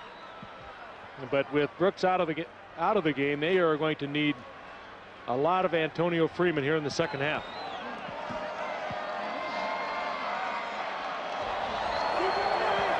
First and 10 at the 41-yard line. Early 3rd quarter, 49ers lead by 11. They're trying to set up a screen. Dolman chasing Favre, and Brad turns it into a nice little game before stepping out of bounds near midfield. Speaking of good athletes, and the run away from Dolman is quite a feat. 7-yard run by Favre to make it 2nd down and 3. And then Freeman can't maintain possession of it. Incomplete, covered by Drakeford right in front of Seifert. Well, that's one I'm sure Freeman feels he should have had. And that was for 1st down yardage. Take a look again. Going against Drakeford, breaks to the outside. Ball is right there. You got to handle that. He's better with the acrobatic catches. He had a couple of super receptions against the Bears a week ago. Blows an easy one. 3rd and 3 from the 48-yard line, and the Niners jump. It was Dolman again. He'll get a momentary sack, but the chances are it's going to be a 1st down instead. I don't think that sack is going to hold up, Raul. You're right. I didn't see any movement on the Packer offensive line. Offside, number 56, defense. 5-yard penalty, 1st down. The only movement is in the head and the upper shoulders of Brett Favre with an extremely hard count. Not the first time tonight that he's had the 49ers jumping off sides. Watch Favre. Look at the force right there. You can see that he puts into that snap, and it got Dolman. And again, another big 1st down for the Packers. From the 47-yard line, Favre throws, and that's incomplete. Keith Jackson got a hand on it, and that's all. Keith, a 50-yard reception in the 1st quarter tonight. Well, corner blitz. Corner blitz by the Niners, Dan, you're right. And that one should have been complete. It was read by Jackson and also by Favre. Just a little low, but one that he also could have handled. No, it's what you work on all week. Everything executed except the throw and the catch. Everybody else was doing the right thing, and it should have been a relatively easy pickup for the Packers. Marquez Polk with the corner blitz that time. He's back in coverage here as Bennett swings to the outside, then turns it back upfield. Takes it to the 42, tackled there by Tim McDonald, setting up a 3rd down and 4. Boy, this is an important drive, too, for Green Bay. They lost the momentum totally in the 2nd quarter. They've come out. They've been able to move the football. It's a very stubborn 49er defense.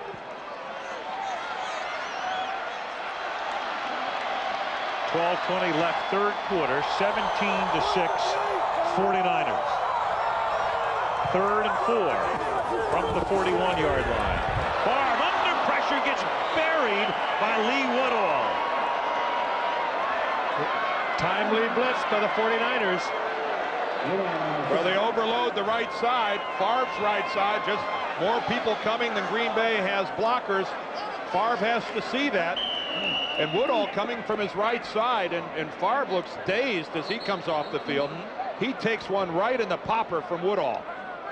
Woodall unblocked, Plummer coming as well. And you'd think that Favre would have seen him coming from his right side like that, and yet he gave no indication of seeing Woodall at all. He caught the helmet right on the face mask. Woodall looks just like Evander Holyfield. And that was close to a knockout punch. Yes, it was. Hentrick floats one that bounces inside the 10, and the Packers cannot down it. Roderick Mullen was down there, and they should have downed it, and could have downed it, but didn't. They got greedy. Brett Favre still shaking off the cobwebs on the Green Bay bench as the Niners take possession of the 20-yard line, and Gerbach has not completed 9 consecutive passes as Vardell makes the catch and takes it up to the 27. 3rd and 1, and Anthony Lynn, the backup fullback, picks up 6 and moves the sticks. First down at the 35.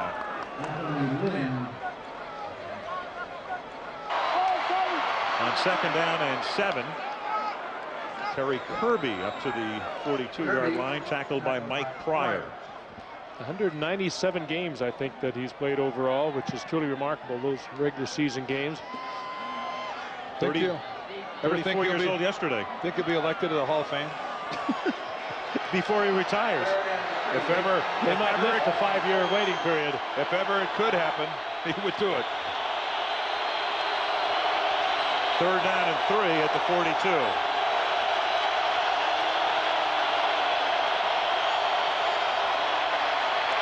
And Gerbach has it knocked down, so the Packers stiffen. Leroy Butler came charging in and got a hand on it, forcing a 49er punt. Well, Fritz Shermer this time, realizing that he's got to make something happen, give his offensive team a shot, really comes with everybody.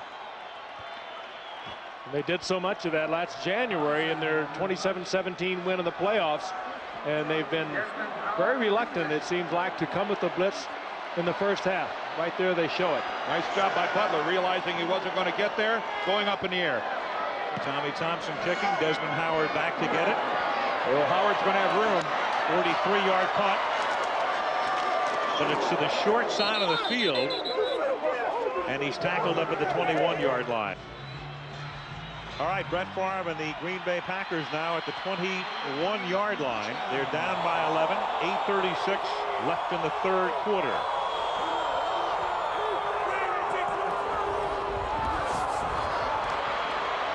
Favre throws, and it's Freeman making the catch in front of Marquez Pulpin, pulling it inbounds at the 35-yard line for a first down. That time, the Green Bay offensive line, which has been hurt. They were Nick coming into tonight. They're very young, Dan, but they know they better protect their quarterback. He gets hit again, he'll be out of there. Well, he took the big shot from Woodall, and I think that we realize after that throw, the cobwebs are gone. Look at that dart by Brett Favre to Antonio Freeman. That's what separates the boys from the men, a throw like that. Brett's a man when it comes to tossing a football. From the 35-yard line, here is Edgar Bennett with some room up the middle, up to the 41-yard line. McDonald and Plummer make the tackle. Well, the crowd's starting to come to life a little bit here. Still trailing 17-6. And Jimmy Mack, 15-year pro from BYU, he's next in line if for some reason Favre can't go.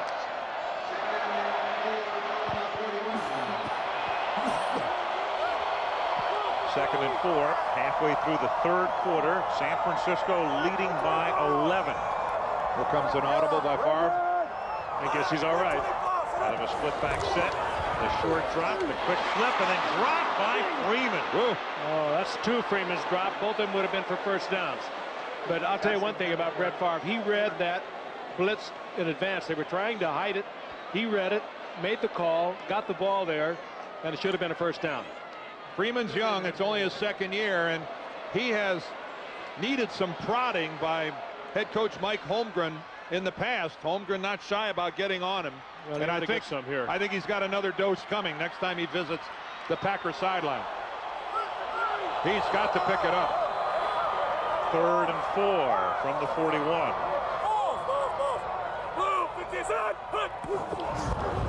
Blitz again. Here they come. Favre steps away from it, throws, and it's caught at the 30-yard line. I don't think he's Don Beebe. This will be 6. The play is still alive. Touchdown. That is a world-class throw by Brett Favre. World-class getaway. Threw it back across his body. The officials are having a major league meeting about this. He caught it. Was he downed? I did not see him get touched. It was a 3rd and 4. It's a touchdown. It was close. Pope did reach over in an effort to touch him. Let's see if he did touch him. Well, number 23 will come into your shot. Does he touch him? Oh, yes. Oh, yes. Oh, he had his hand on his knee. Marquez Pope had his hand on Beebe's knee. Green Bay gets one. Another look at it, but from that angle, it looked mighty conclusive that he had his hand on his knee. Did he even catch it to begin with?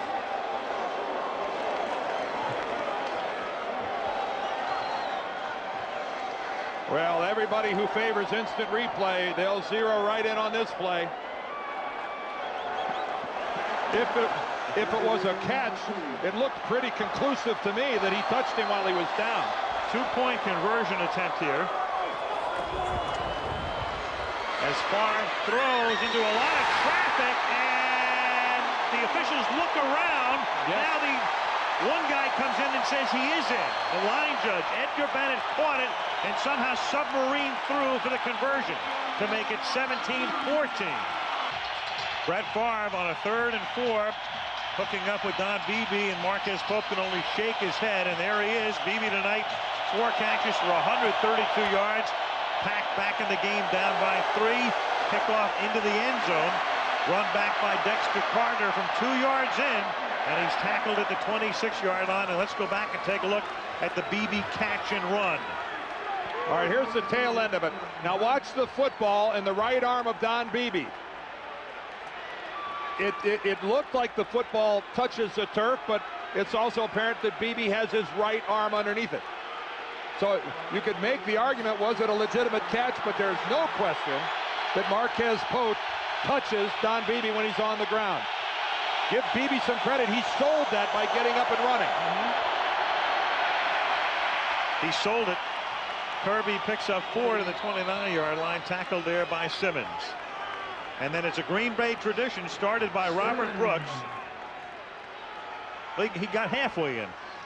Well, Beebe, a couple of big weeks now. He really put a nail in Chicago's coffin a week ago with a 90-yard kickoff return. He was having a big night tonight. A man with great speed, but not much of a vertical leap. No. 2nd down and 6 from the 29. 6:30 to go in the 3rd. Ted Popson breaks a tackle and then lunges for what might be a first down. Craig Newsom stops him. Very close. Good body control. Short. Good body control by Popson. He stopped and made Brian Williams miss him. Lowered the shoulder and then fought for a couple extra. Gives you a lot more bulk than Brent Jones, who is injured and can't play. And right here he shows he's a pretty nifty receiver. All right. Not bad on his feet. Pretty good sized guy to be going that hard one direction and stop that quickly. 3rd and a short 1. And Gerbach with a lean and with the angle is very close. They had to get just across the 35-yard line. And that's where they're going to put the football. And Mark Bright's going to call for time. And Fritz Shermer will wait and see whether it's 4th and an inch or first down. And it's a first down. Mark Wright took a look and said, move the chain.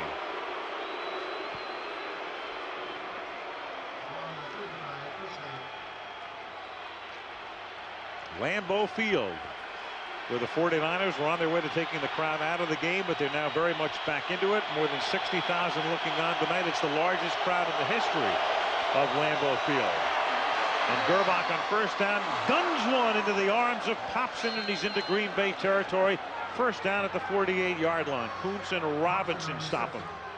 It's what all really good football teams are able to do. When their front line guy goes down, the backup is able to step up and contribute. And that is the case with Ted Popson, who's filling in for Brent Jones. He's playing big football for the 49ers. And it was Eugene Robinson, the free safety, roaming the outfield. They were trying to cover Popson with a linebacker. They've been doing it all night.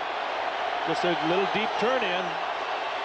There was Brent Jones as Kirby cuts to the outside and then is wrapped up in the arms of the outside linebacker Brian Williams.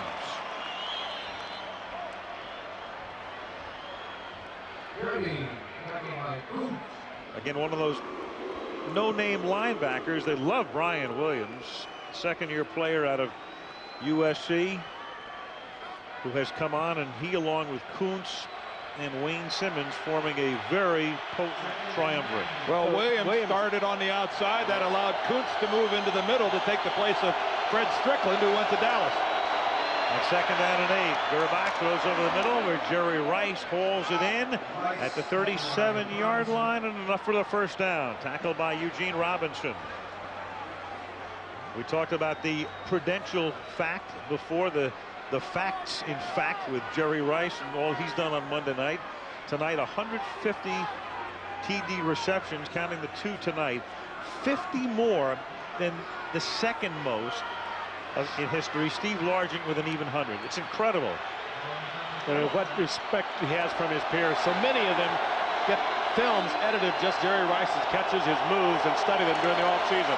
From the 37-yard line, Gerbach stepping up, stepping away, going deep. Tried to hit Stokes, and he was blanketed by Doug Evans. Yeah, but I'll tell you, that was a good throw by Gerbach. He threw that ball where he was not going to be picked off. He was in trouble. Had to slide out of the pocket, and he just got rid of it. Gave Stokes a chance to catch it, but it certainly wasn't going to be intercepted. You know, Frank, for a guy that's not really well known for his mobility, this is pretty nifty by Gerbach, running to his left, stopping and throwing right-handed, and look where he puts his football. One that could have been caught, but not intercepted. Good touch on that ball. If Elvis Gerbach's confidence was shaken at the beginning of this game, he has it back. Second and 10 from the 47-yard line. Reggie finally gets there. Reggie White, who's been fairly quiet tonight, relatively speaking, gets noisy all of a sudden. This is the curse of an offensive tackle. You block a guy all night, and then on one play, he gets around the corner, and you're the GOAT. Harris Barton's number 79. He turned his shoulders too much, gave Reggie the corner, and Reggie took it. And Harris has done a great job on him right up until this point. Yep, that's again good coverage downfield. That was he had time to get rid of that ball, Dan. Third and 13 with Rice in motion. Jerry running a crossing pattern. Now Gerbach coming back the other way. And Elvis fires. It's a dangerous pass, and he's lucky it wasn't picked off.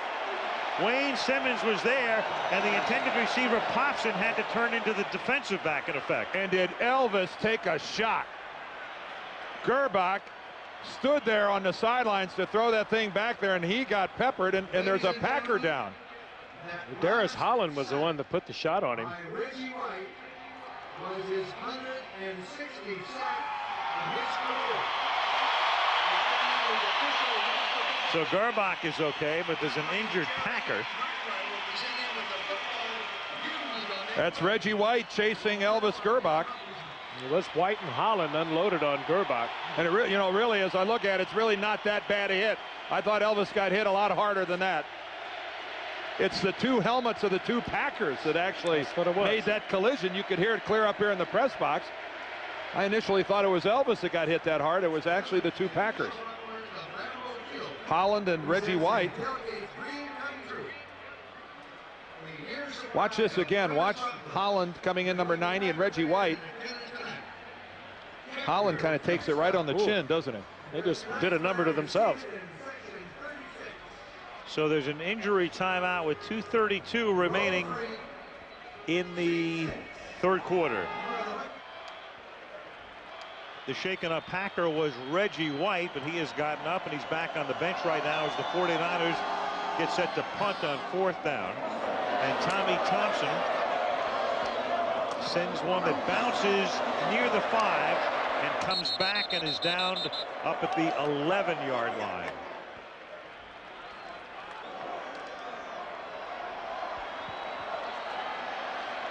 Now the Packers begin from the 12-yard line, 1st and 10. 49ers up by 3. Far pump fake, then throws, and it's nearly picked off by Merton Hanks, who hung back there. Don Beebe streaking down the sideline was the intended receiver. Well, I think Favre thought that Drakeford had gone for the little hitch that Beebe put on Drakeford, but actually he knew that he had deep coverage from Merton Hanks, and Hanks was right there. He blew this earlier in the game, but this time Hanks was right where he should have been. If you looked at that, picked it off. If you looked at that closely, you could see that Hanks didn't even take one jitter step forward on the pump by Brett Favre. He was all over that. He had the deep zone. He had made a mistake earlier. On 2nd down and 10. Dorsey Levens up to the 16-yard line, tackled there by Tim McDonald with a little bit more than 2 minutes to play in the third quarter.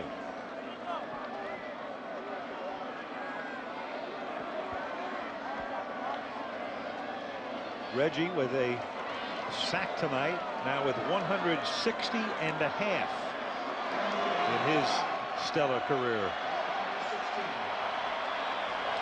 3rd and 5 from the 16.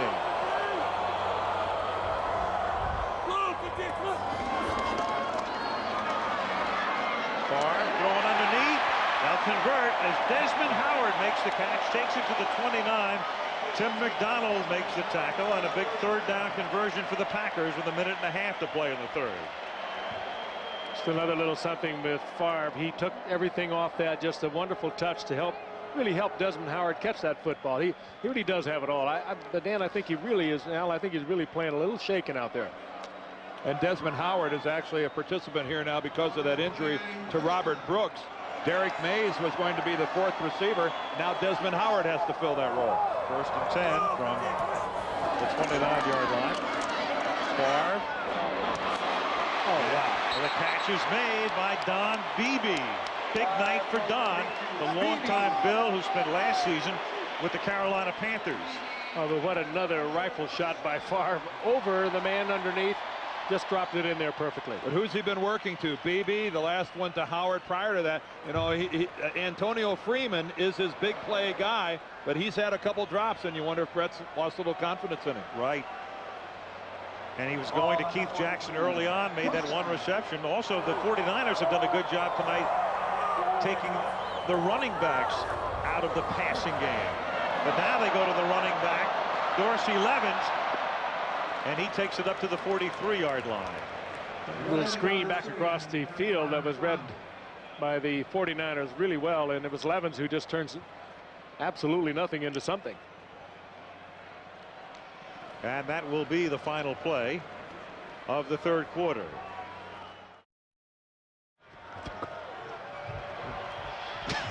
I have no comment. What's that mean? He's off cutting the cheese again. Well, what's that mean?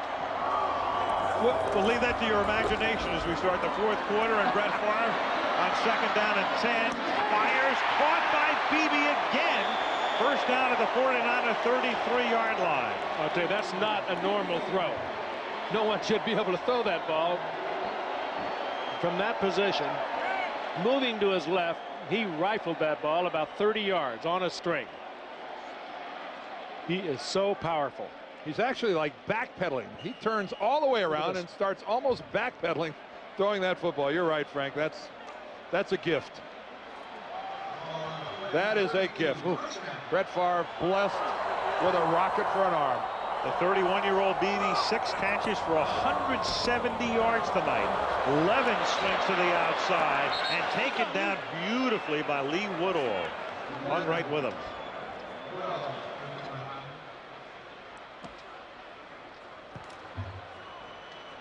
Lee Woodall, another late round draft choice out of Westchester, a safety in college, and one of those picks that doesn't get very much attention, but a guy who wound up as a rookie starter with the Super Bowl champions of 2 years ago. Well, they just couldn't believe what they got in the 6th round. A safety from a small school starting at linebacker for them as a rookie.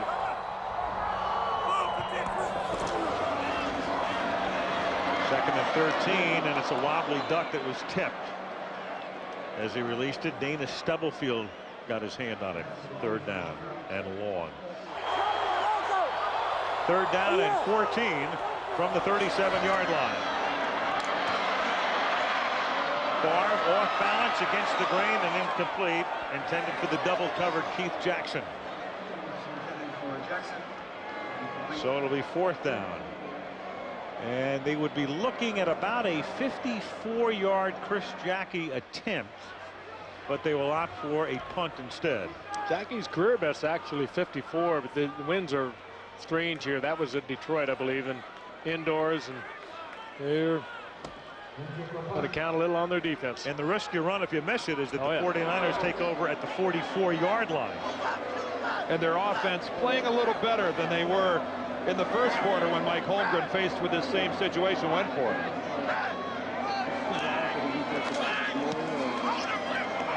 Hendrick tries to put it into the corner and can't. Into the end zone instead. 17-14 San Francisco. The 49ers have it at their own 20 with 13:30 left in the 4th quarter in Green Bay. Elvis Gerbach to Tommy Vardell. Gain of 5 up to the 25. If you joined us late, Steve Young not starting tonight. In uniform, though, but the 49ers looking ahead, and there is Young with the baseball cap on, and they hope to be able to keep him out for the next 2 or 3 or even 4 weeks and get him ready for November and December. One guy who's really fit into this 49er offense, other than that guy, Jerry, Tommy Vardell. He's really having a fine game for San Francisco. Here he is again. He picks up 2 to make it 3rd and 3. Reggie White, by the way, back in the game. Santana Dotson making the tackle. Well, he's everything you want for this West Coast offense, being able to block and run with the football, catch it, work out of the backfield. He can do it all. For the most part, they've done a pretty good job on Reggie White tonight. He's outside on Ted Popson. This time they come out with the short trap. Chris Dahlman gets into the legs of Reggie White. 3rd and 3. Anthony Lynn is in the game at fullback. And it is incomplete. Reaching for it was J.J. Stokes, who has not caught a ball tonight, and Craig Newsome with the coverage. That's good coverage on the part of Newsome. He was right there. Stokes didn't have a catch last week against the Rams either, and there were a lot of stories, a spate of stories about how Gerbach was finding his rhythm with Stokes and how Stokes had become his favorite receiver. Say what? Well, Gerbach gave him a difficult chance there. Tommy Thompson. Hauled in by Desmond Howard at the 30. Good coverage. Cedric Dodge takes him down at the 30-yard line. Desmond Howard on the left behind the official Elvis Gerbach. And I think everybody knows about their history together at the University of Michigan, where Howard won the Heisman. Gerbach set all the passing records. These two guys went to high school together. They were teammates in the same class at St. Joseph High School in Cleveland, Ohio. They go way back. On 1st down, the pass intended for Dorsey Levens, a little low and incomplete. 2nd and 10. Follow-up just on the Gerbach situation with Desmond. Elvis found his way to Michigan because they came down there to recruit Howard, who was a tailback. They took a look at this quarterback who wasn't bad throwing the ball, and Elvis kind of came in the back door. He said Desmond was the tailback. they wanted him desperately, and I kind of just tagged along. Two of them linked up for 31 touchdown passes at the University of Michigan. 2nd and 10. Favre throws. It's caught by Antonio Freeman. That's a 14-yard gain and a first down up at the 44-yard line. Green Bay down by 3. 1st and 10 up at the 44-yard line. Favre deep. Look at that pass. But Beebe was on the chalk. Out of bounds. Dropped it anyway. Marquez Pope back there with him.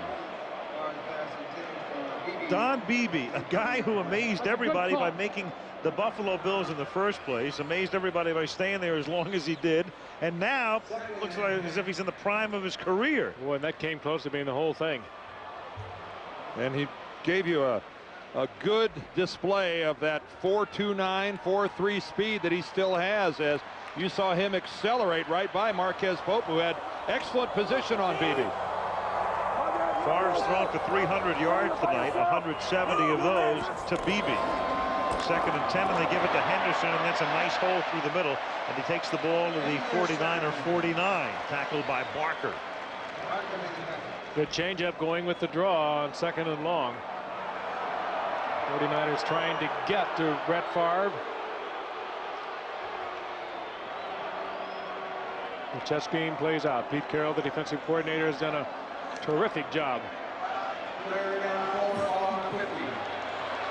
Sherman Lewis talking into the headset. They spot it right at the 50, make it 3rd and 4 from the 50-yard line.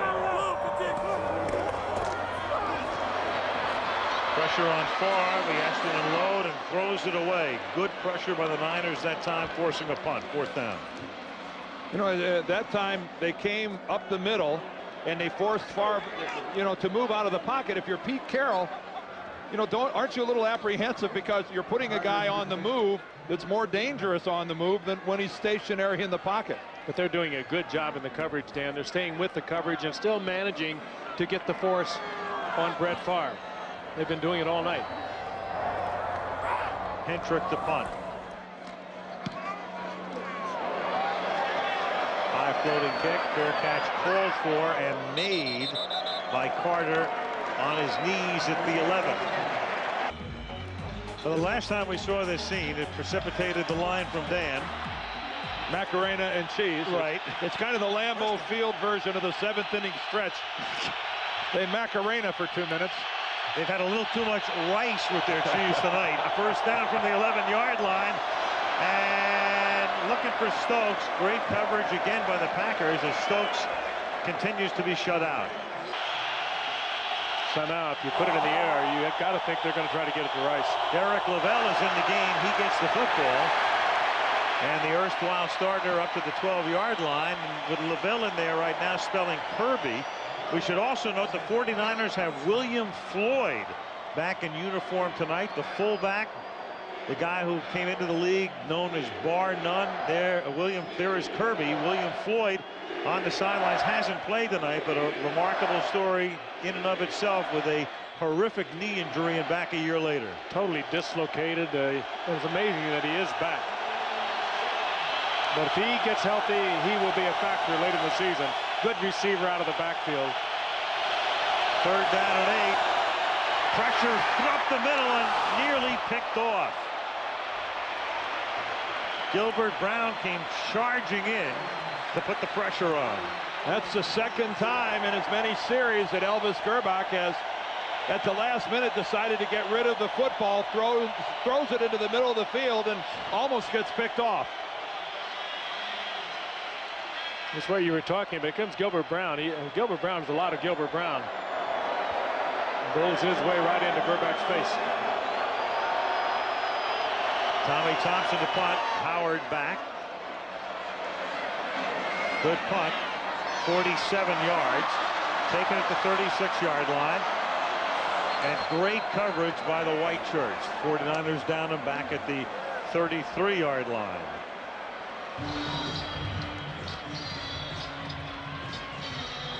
George Stewart, the special teams coach of the 49ers, spent 4 years in Tampa Bay. Rightly so, congratulates his guys. Outstanding coverage.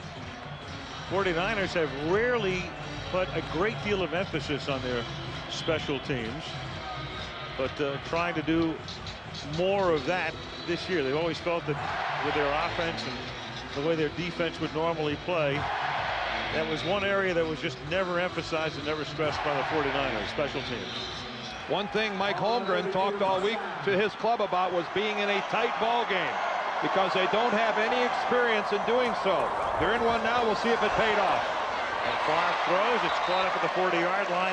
8-yard gain. Beebe again.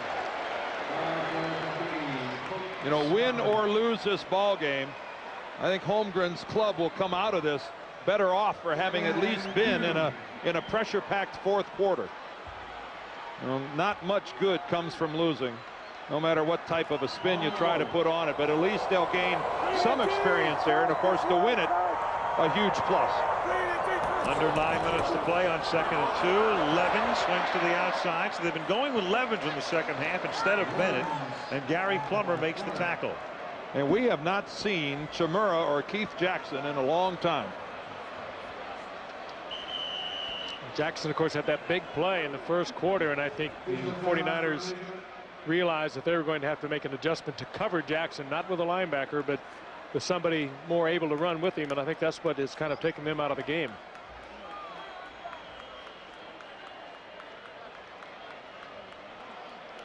Keith has caught 2 passes tonight, as they're just short. It'll be 3rd down to that much. Chimura has caught no passes tonight, and the big play to Keith Jackson early in the game. There's the coverage by Ken Norton. And Jackson separates pretty quickly from Norton.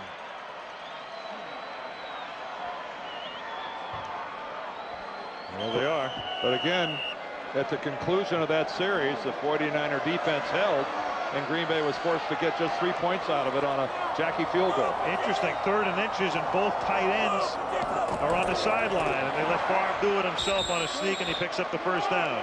But that was 3rd and a full foot. 3rd and about 12 inches. But it's a pretty good ploy to spread it out like that. You take the leapers out of there. You spread the field, and you take a lot of those guys away from the formation that could come sailing across the stop. Take the linebackers out of there that would be in the gap. Yep. 1st down, Green Bay at the 43. 49ers lead by 3. 7:50 to play in the 4th quarter.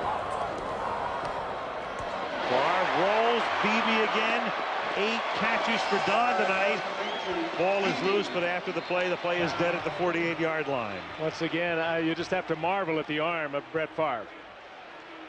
Whip that in there across his body, and found his new favorite receiver, number 82, Don Beebe. Sometimes I wonder if his receivers catch the ball or if they're impaled by the football. They say it's very easy to catch. It has a lot of revolutions on it.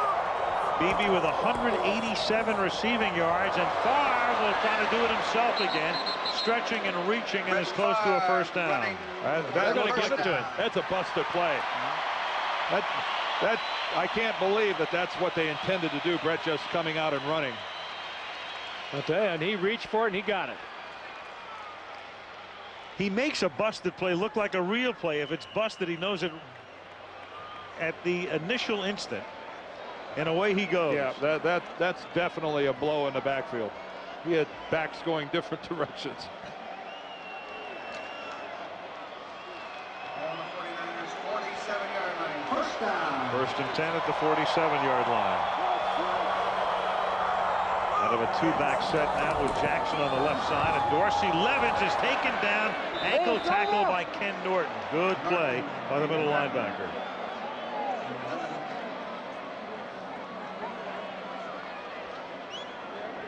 Ken Norton Jr., a member of championship teams in Dallas and in San Francisco. He found his Pro Bowl as a 49er last year.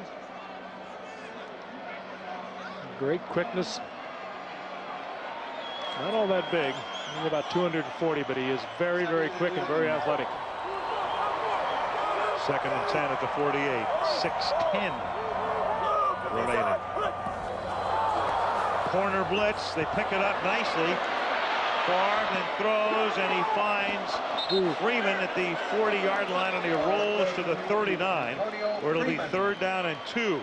I'll tell you, when you're rolling on the ground and 46 is coming at you from the 49ers, it takes a lot of guts to continue to roll, because you know you're going to get hammered. What a great job by Frank Winters, the center of the Packers, who comes all the way out after snapping the ball and picks off the blitz off the corner to give Favre that extra time.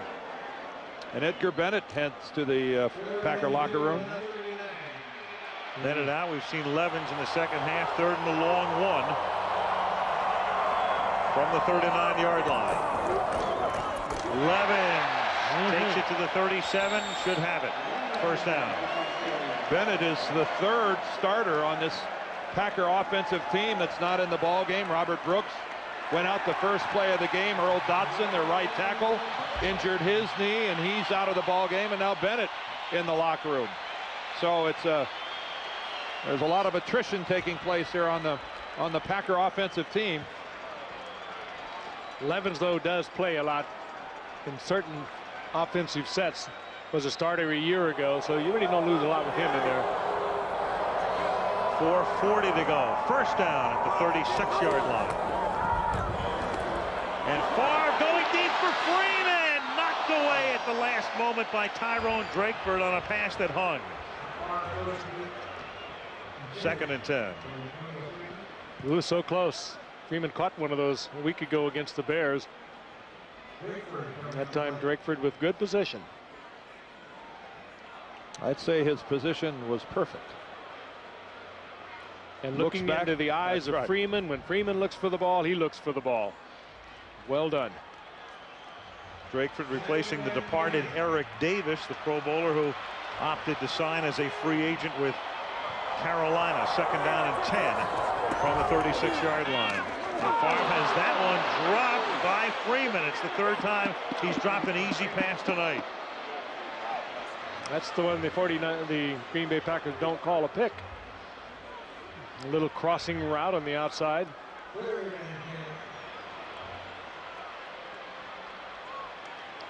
Favre on the roll. Oh, that's 3 now. I would say that Antonio Freeman has reached the point where he's lost his confidence. Well, they need not only a 1st down, but at least a little yardage here, because you're looking at a 54-yard field goal attempt if they don't gain anything on this play. And Favre throws, and they get the 1st down, and Freeman gets the confidence back. Favre really had no place to go. He got to Freeman, and once again, absolutely a brilliant throw off balance. And perfectly placed. And I think Dorsey Levens, the back in there, did a super job picking up the 49er blitz. There's Levens, 25. Look at him pick up Tim McDonald. McDonald takes to the airwaves, and just another perfect pass. And Freeman finally held on. But with the blitz, you also got your coverage of your wide receiver from the safety, Merton Hanks. 1st down to the 20. 4:26 remaining in the 4th. With the Niners leading by 3. Going for Freeman again, reaching, and it's incomplete. Drakeford with the coverage. Drakeford is saying that he was fouled. He was interfered with. Falls on deaf ears.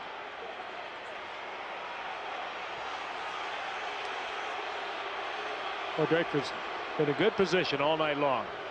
There was a bump there. You can see Drakeford's shoulder going into Freeman. Well, Freeman grabbed Drakeford's arm also. That's pretty much contact of the incidental variety. Well, these guys do have pads on. 2nd and 10, 4:22 left.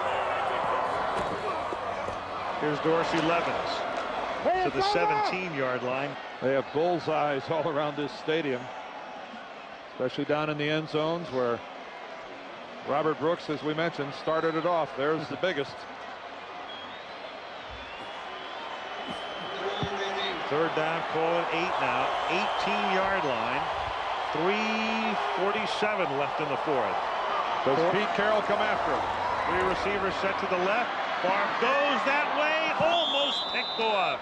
Intended for Howard. Marquez Pope to break it up. And now Chris Jackie to come in to attempt what will be about a 35-yard field goal. Strange in that situation.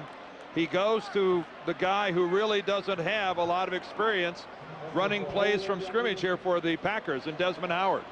And obviously Howard had not yet made his break when the ball's thrown by Favre, and now a miscommunication almost cost him.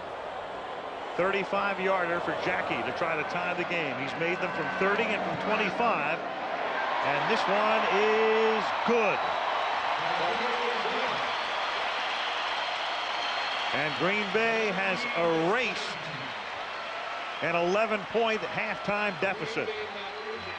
3:35 left in the fourth quarter, and the Packers and the 49ers tied at 17. Well, whatever the outcome, I think we have had a few questions answered about the Green Bay Packers. We said they have not played in a close game other than the one they lost to Minnesota. But they have come out here in the second half. They were a very determined football team. They came back, and they've got this all knotted up. And I think we're also seeing what happens when two very good football teams play one another.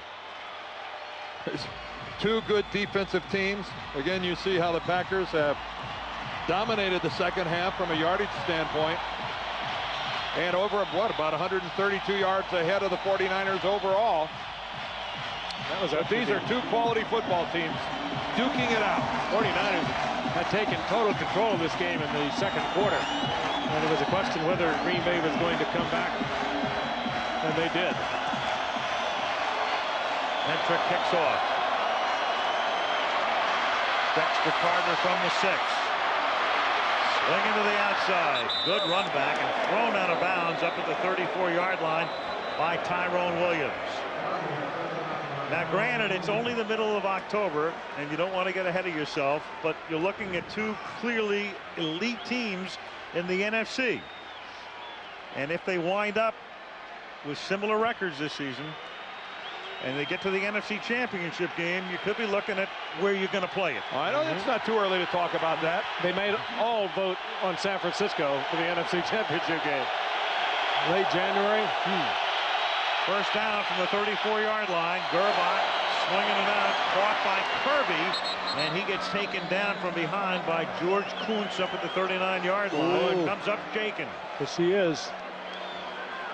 Kirby, a couple of years ago, had a very severe knee injury. I'm not saying that's what it is, but he was out for a year, came back, and had a good year a year ago. And he is in pain. I think Kuntz fell on the back of his leg. Watch if Kuntz doesn't fall. Right there. Oh, yeah, he rolls up his right ankle. And he immediately grabs for it. Yeah.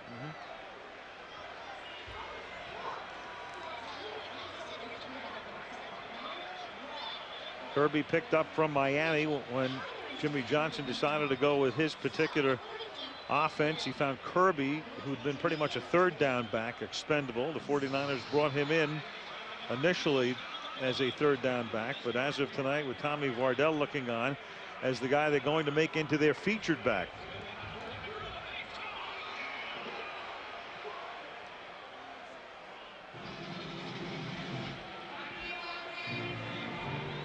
They continue to look at Kirby. I think they're looking at his knee. And in his absence, we will see Derek Lavelle, the guy who took over last year and did a fairly decent job. And there he is, and he started this year as the starter. But one of those guys that the 49ers would always compliment and talk about his grit, but you always knew they were looking out of the corner of their eye to replace him. He had over 700 yards rushing a year ago. He caught just under 90 passes. There's a good sign. Kirby actually a real good sign. Kirby jogging off.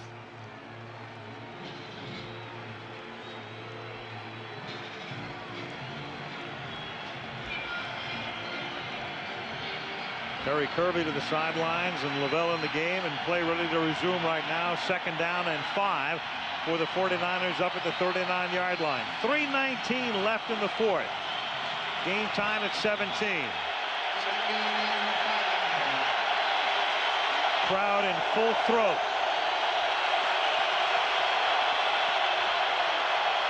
Swing pass, Lavelle. Tackled immediately at the 39-yard line by Kuntz. So impressed with the play of both of these defensive teams here tonight. The coverage has been good. The tackling has been crisp. We've not seen a lot of blows. This has just, I think, been a really well-played defensive football team by both Pete Carroll's 49ers squad and Fritz Schirmer's Green Bay team. 3rd down, 5. 2:40 to play. Incomplete, forcing a punt. Intended for Rice. Doug Evans with the coverage.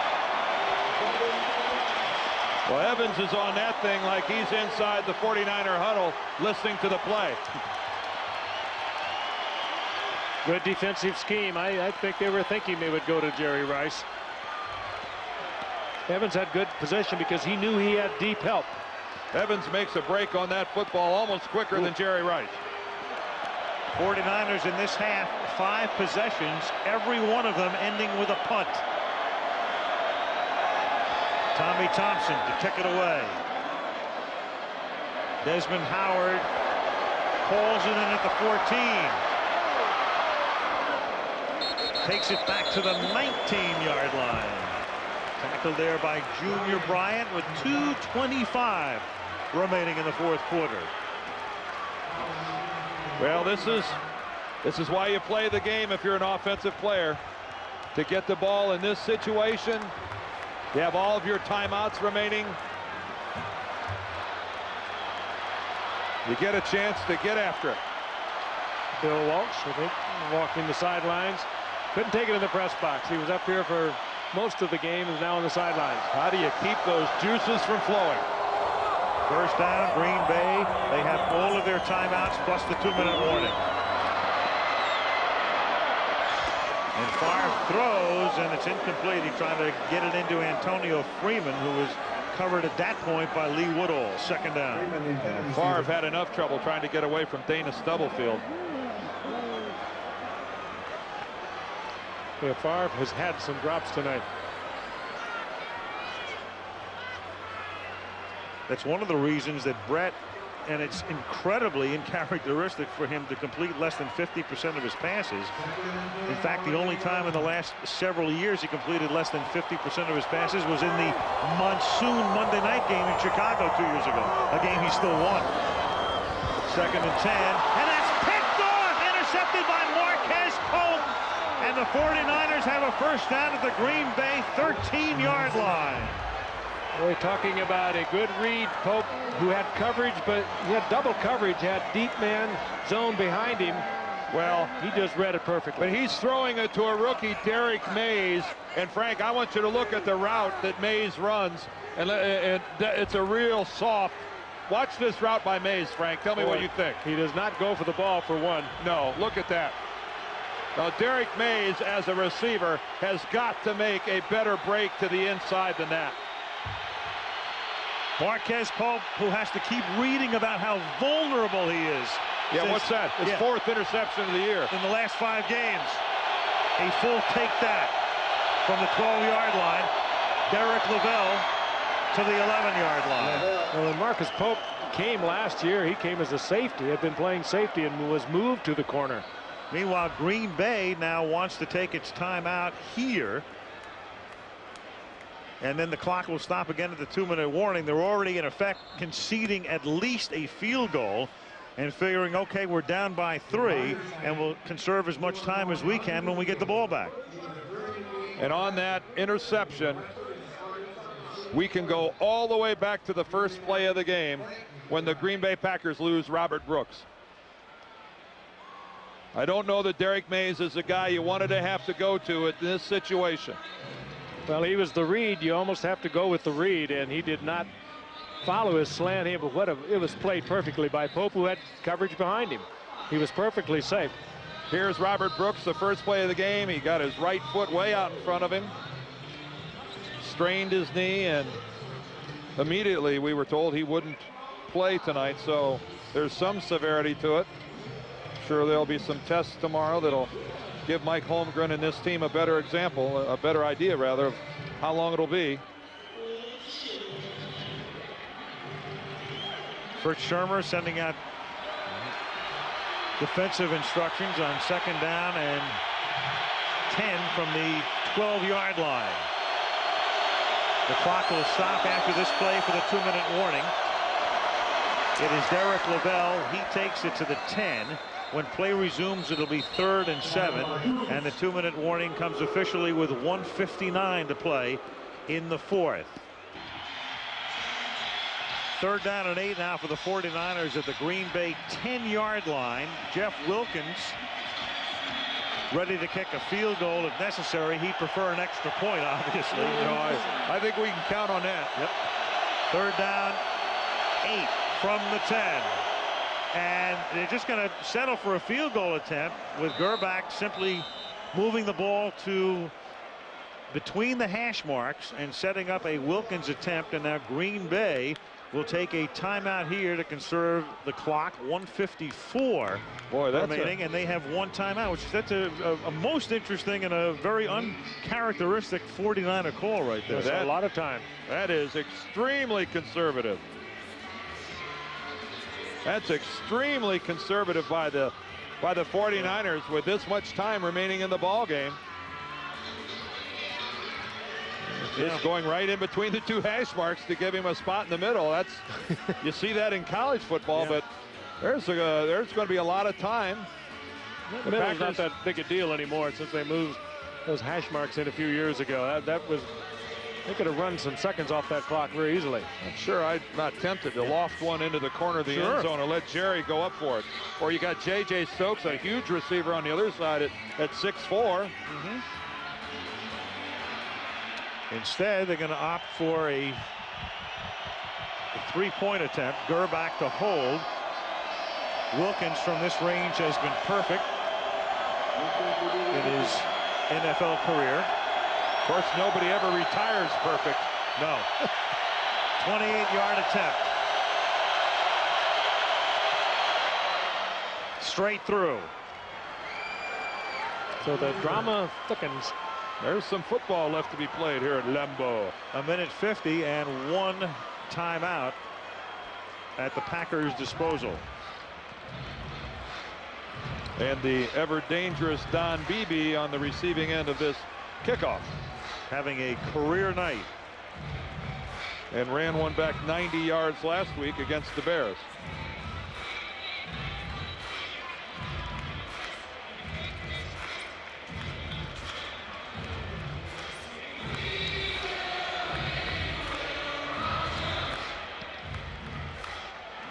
Looks like a pitching wedge mowing right through that grass.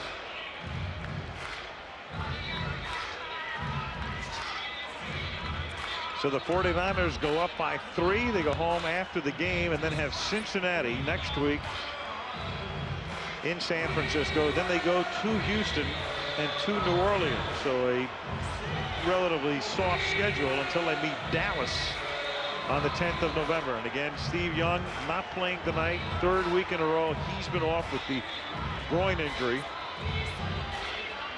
And if they can come into Green Bay against the hottest team in the league on the road on a Monday night and without Steve Young and win the game.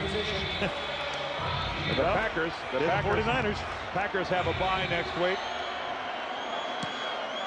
Holmgren gets on his Harley and goes. Kickoff taken at the goal line by Don Beebe. And the 49ers with terrific coverage, but somehow Beebe with a Houdiniac takes it out to the 18-yard line. Nolan Cromwell, the special teams coach, watched Beebe break a Curtis Buckley tackle and take it at least from the 10 out to the 18 to give them some space. There's an appropriate piece of music. The stadium PA. Hi-O Silver is exactly what they need. A great setting. The William Tell Overture. Ball on the 18. But you guys knew that, didn't you? Absolutely. I just wasn't going to tell. See that apple on top of Frank's head from the 18-yard line. This is Henderson making the catch over the middle up to the 25. Again, the Packers have only 1 timeout at their disposal. 2nd and 2 at the 25.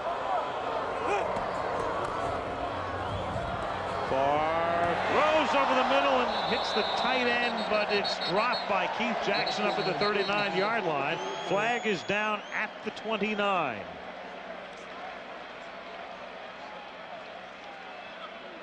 And Jerry Markbright. Illegal hands to the face. Number 31, defense. 5-yard penalty. Automatic first down. Steve Israel. It's not that terrible a penalty. We have an unsportsmanlike conduct foul on number 39, 15 yards. That is. 5-yard penalty, and he's disqualified. Whoa! Oh, that's a terrible penalty. And he said, Jerry said 39. There is no 39. Well, I 39. think he might have Did he meant mean 31. He might have meant Israel. The 5-yarder was not that big. That's colossal. I did not see him push an official. It obviously has something to do what he said to the official. Well, Jerry will come back on here, I would assume. Both penalties will be enforced. Whoa, that's 20 yards. 20 yards of penalties, and one of your dime backs in a dime back situation is thrown out of the game.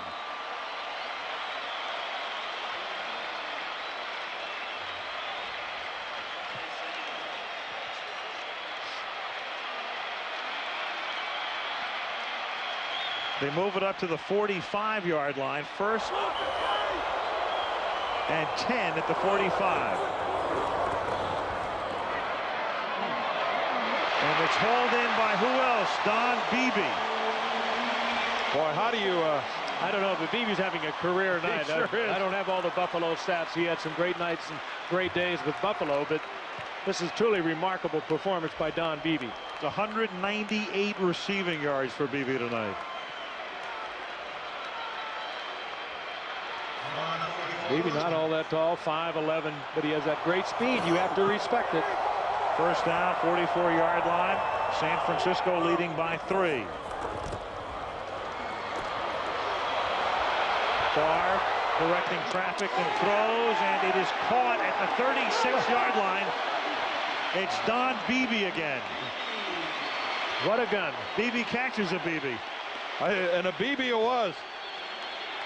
Again, it's beautiful to watch. Brett Favre in motion, directing traffic, but when he releases it, boy, that's beautiful. Almost a flick of the wrist, isn't it? With so much on it. That a super catch by Beebe, because that was smoking. He gains 9.5 seconds and inches. Beebe up and over 200 yards tonight from the 35. Are the 49ers coming? Yep. They give it to Levis. He gets the 1st down. He takes it to the 33. So right now they're looking at a 50-yard field goal if they don't get another yard. Boy, that one came close to blinking all the way. You get caught in the blitz, and you get that quick pop. So close. Chris Jackie, who's been efficient from 50 yards in his career, and he's looking at a 50-yarder if they don't gain another yard, but they do gain some here as Desmond Howard makes the catch at the 25-yard line. Now you're looking at a 42-yard field goal. There's Jackie. He stops the clock. And this is a good catch by Howard here, because this ball's back behind him a little bit. He's got to make the adjustment on this football, and does.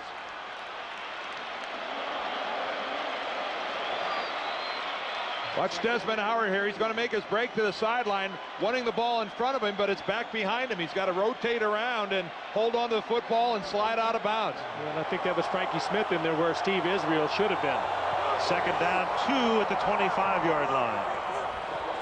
They got to watch out for holding calls here. Favre stepping up, has the 1st down. It's hold down at the 14 and says, give me a timeout. Plays it like a linebacker, doesn't he? He's no hook sliding for Favre, but he was looking for the end zone. Yep. And Mike Holmgren going to the play sheet. What do I have for a situation like this?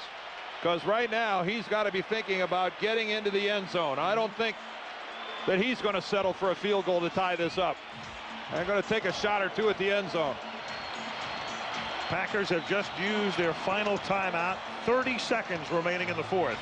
And here was the quarterback that was nearly whacked out of the game in the 1st half. We thought he might have been gone for the night.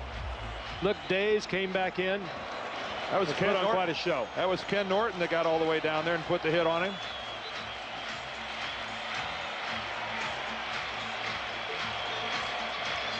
Well, this game started off a little sloppily in the beginning. Was not sharply played by either team. But boy, they're finishing this thing up like the heavyweights they are.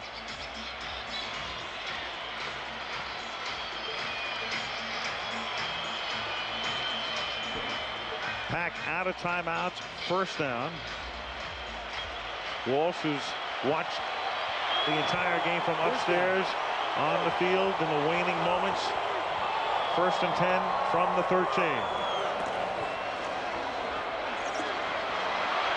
Favre in traffic, tries to throw it away and does. Tamura says, "I was held." The official said, "You weren't." And Brett Favre is still down on the ground, and he looks like he's hurt. And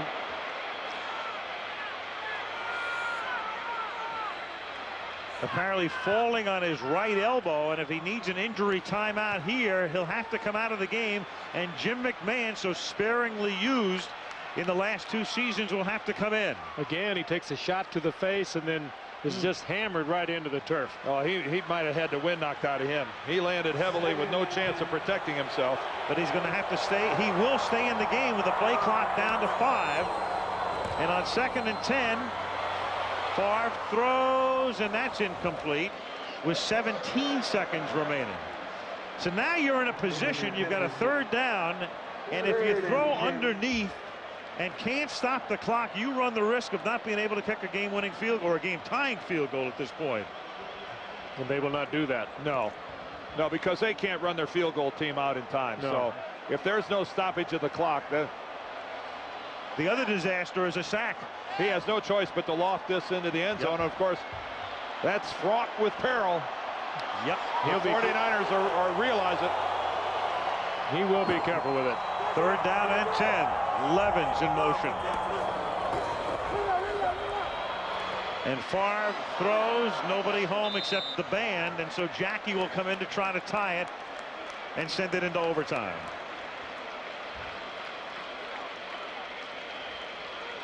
They could have really used the timeout left in that situation. Being out really handicapped them on 3rd down.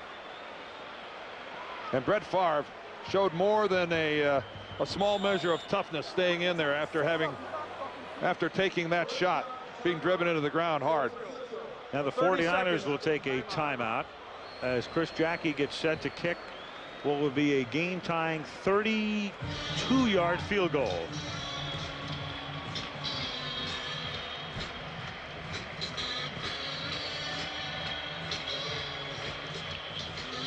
Well, it was a pretty decent drive by the Packers, but the 20 yards plus the stoppage of the clock, courtesy of Steve Israel and his penalties and ejection, really helped a lot.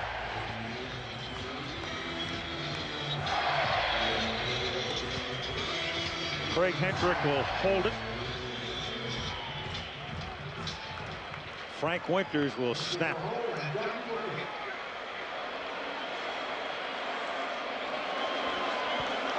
And it will be a 31-yard attempt. Yes, sir. And with 8 seconds remaining, we're tied again.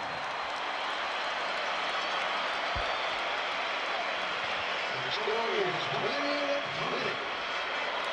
20-20. Well, we talked about it when San Francisco didn't take a shot at the end zone and was very quick to settle for a field goal that would give them a 3-point lead, knowing there was 1 minute and 55 seconds left for the Green Bay Packers. This is what could have happened to them and did. They got tied. There's Steve Israel. He provoked that additional 15 yards and was ejected from the game. I'm surprised he's still on the bench. Normally when a player is ejected from a game, he has to leave the field. Maybe number 39 left the field.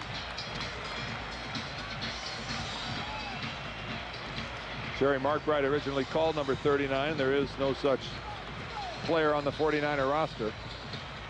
Which is probably why Israel is still on the bench. Yes, sir.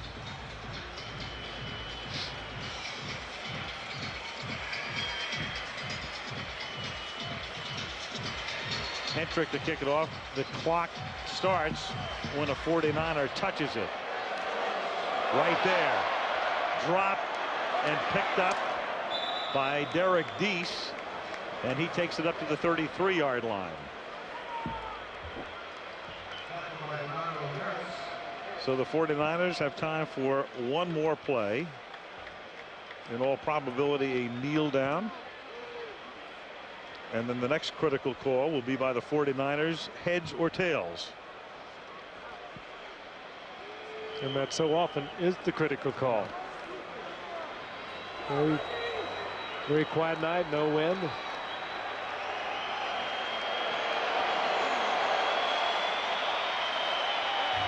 So we've played 60 minutes, and the two heavyweights of the NFC are dead even.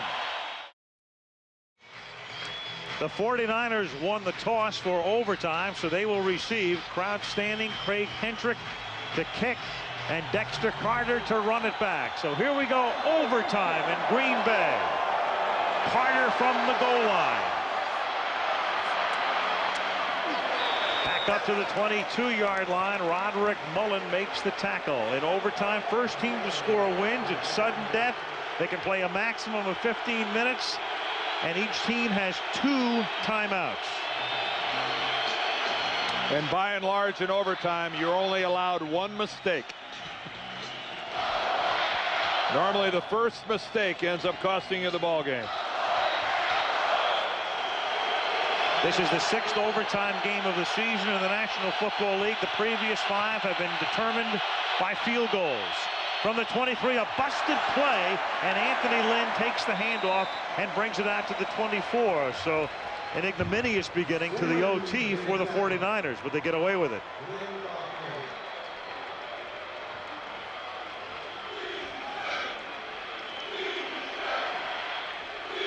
Second down, 9 from the 24-yard line.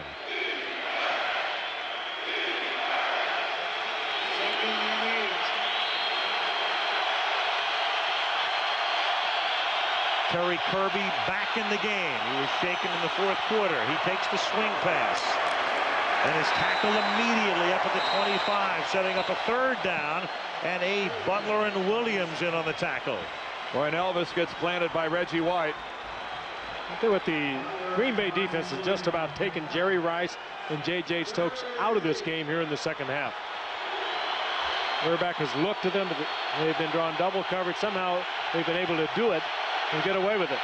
I think by and large, guys, the coverage that we've seen from both teams' secondaries has really been good. Been good stuff. 3rd down, 7 from the 25-yard line. 4-man rush. Gerback floats one. A pass that is incomplete. Juggled at the 34-yard line. Stokes never had control of it, then went out of bounds. 4th down. And he had it dropped right on his hands. A good throw by Elvis Gerback.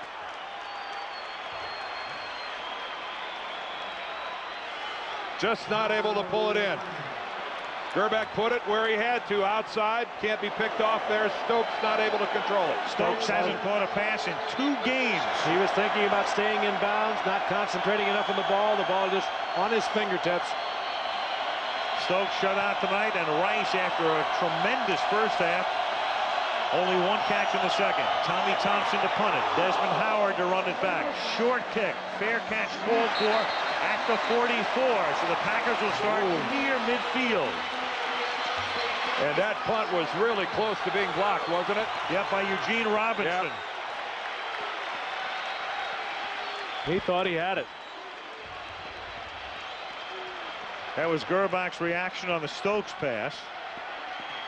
And here's the near block by Robinson. The snap was to the right and took Thompson to the right, and Thompson ends up kicking it almost right into the hands of Eugene Robinson. And whoa, how close he came to getting that. He did. I think he was also concerned, Dan, of rough running into him, whether he was going to get it or not. He went to the side instead of straight through the foot.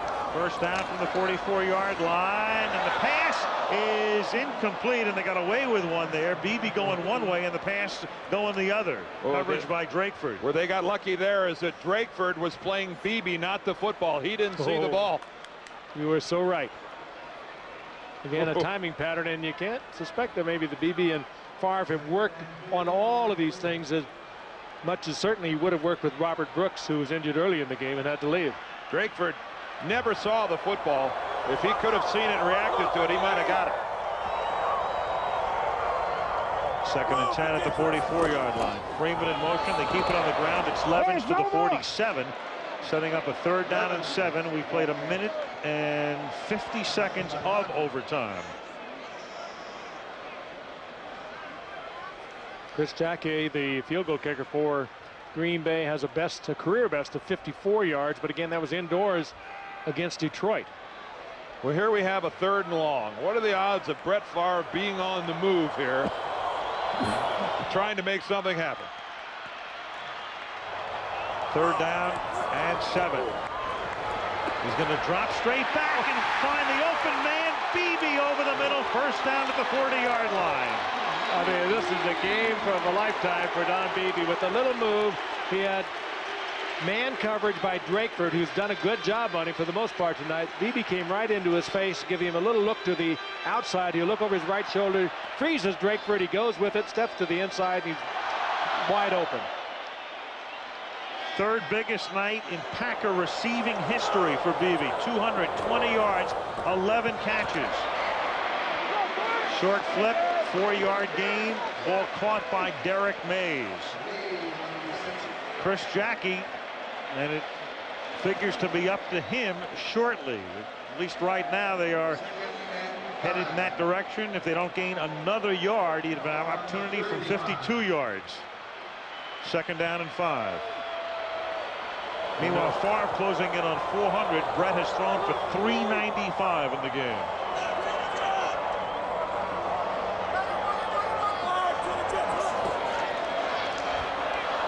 Off balance, and lucky it wasn't picked off by Pope after Norton buries him. That was a well-executed blitz by the 49ers. As Pete Carroll is wont to do, he will come after you. And Brett Favre took a shot, and that ball had nothing on it. It floated down there, and Pope just not quite able to get to it. You can see Norton actually makes contact with Favre. He can't follow through. And Pope just has it bounce off his left forearm. Favre's 60th pass of the night, a Green Bay record. 3rd and 5 from the 35. Blitz again. Favre on the run, being chased, throws, incomplete. So now if they want to bring Jackie in, you're looking at a 53-yard field goal attempt. Again, his best was 54 yards, but it was off artificial surface. This is natural grass. You tend to lose a little with that. 50+ in his career, 2nd best percentage in NFL history. The wind doesn't seem to be much of a factor. The ribbons on the goalpost barely moving. 53 yards to win the game. Hentrick puts it down. Oh, yes. The kick long enough and good. That was good for 60.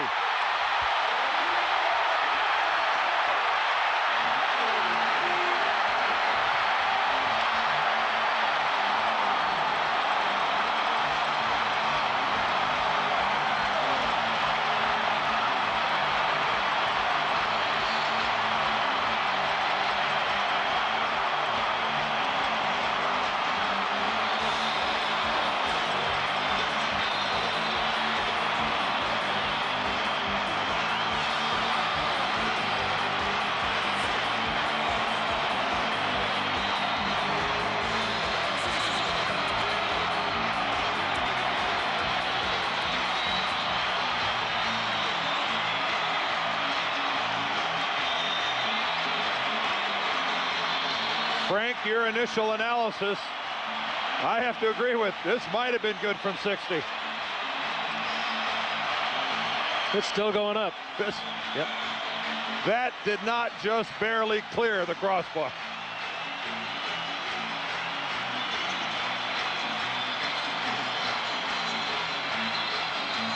The Packers dominate the first quarter. The 49ers dominate the second quarter. Green Bay erases an 11-point deficit to tie it at the end of regulation. And they win it in OT on a 53-yard field goal by Chris Jackie.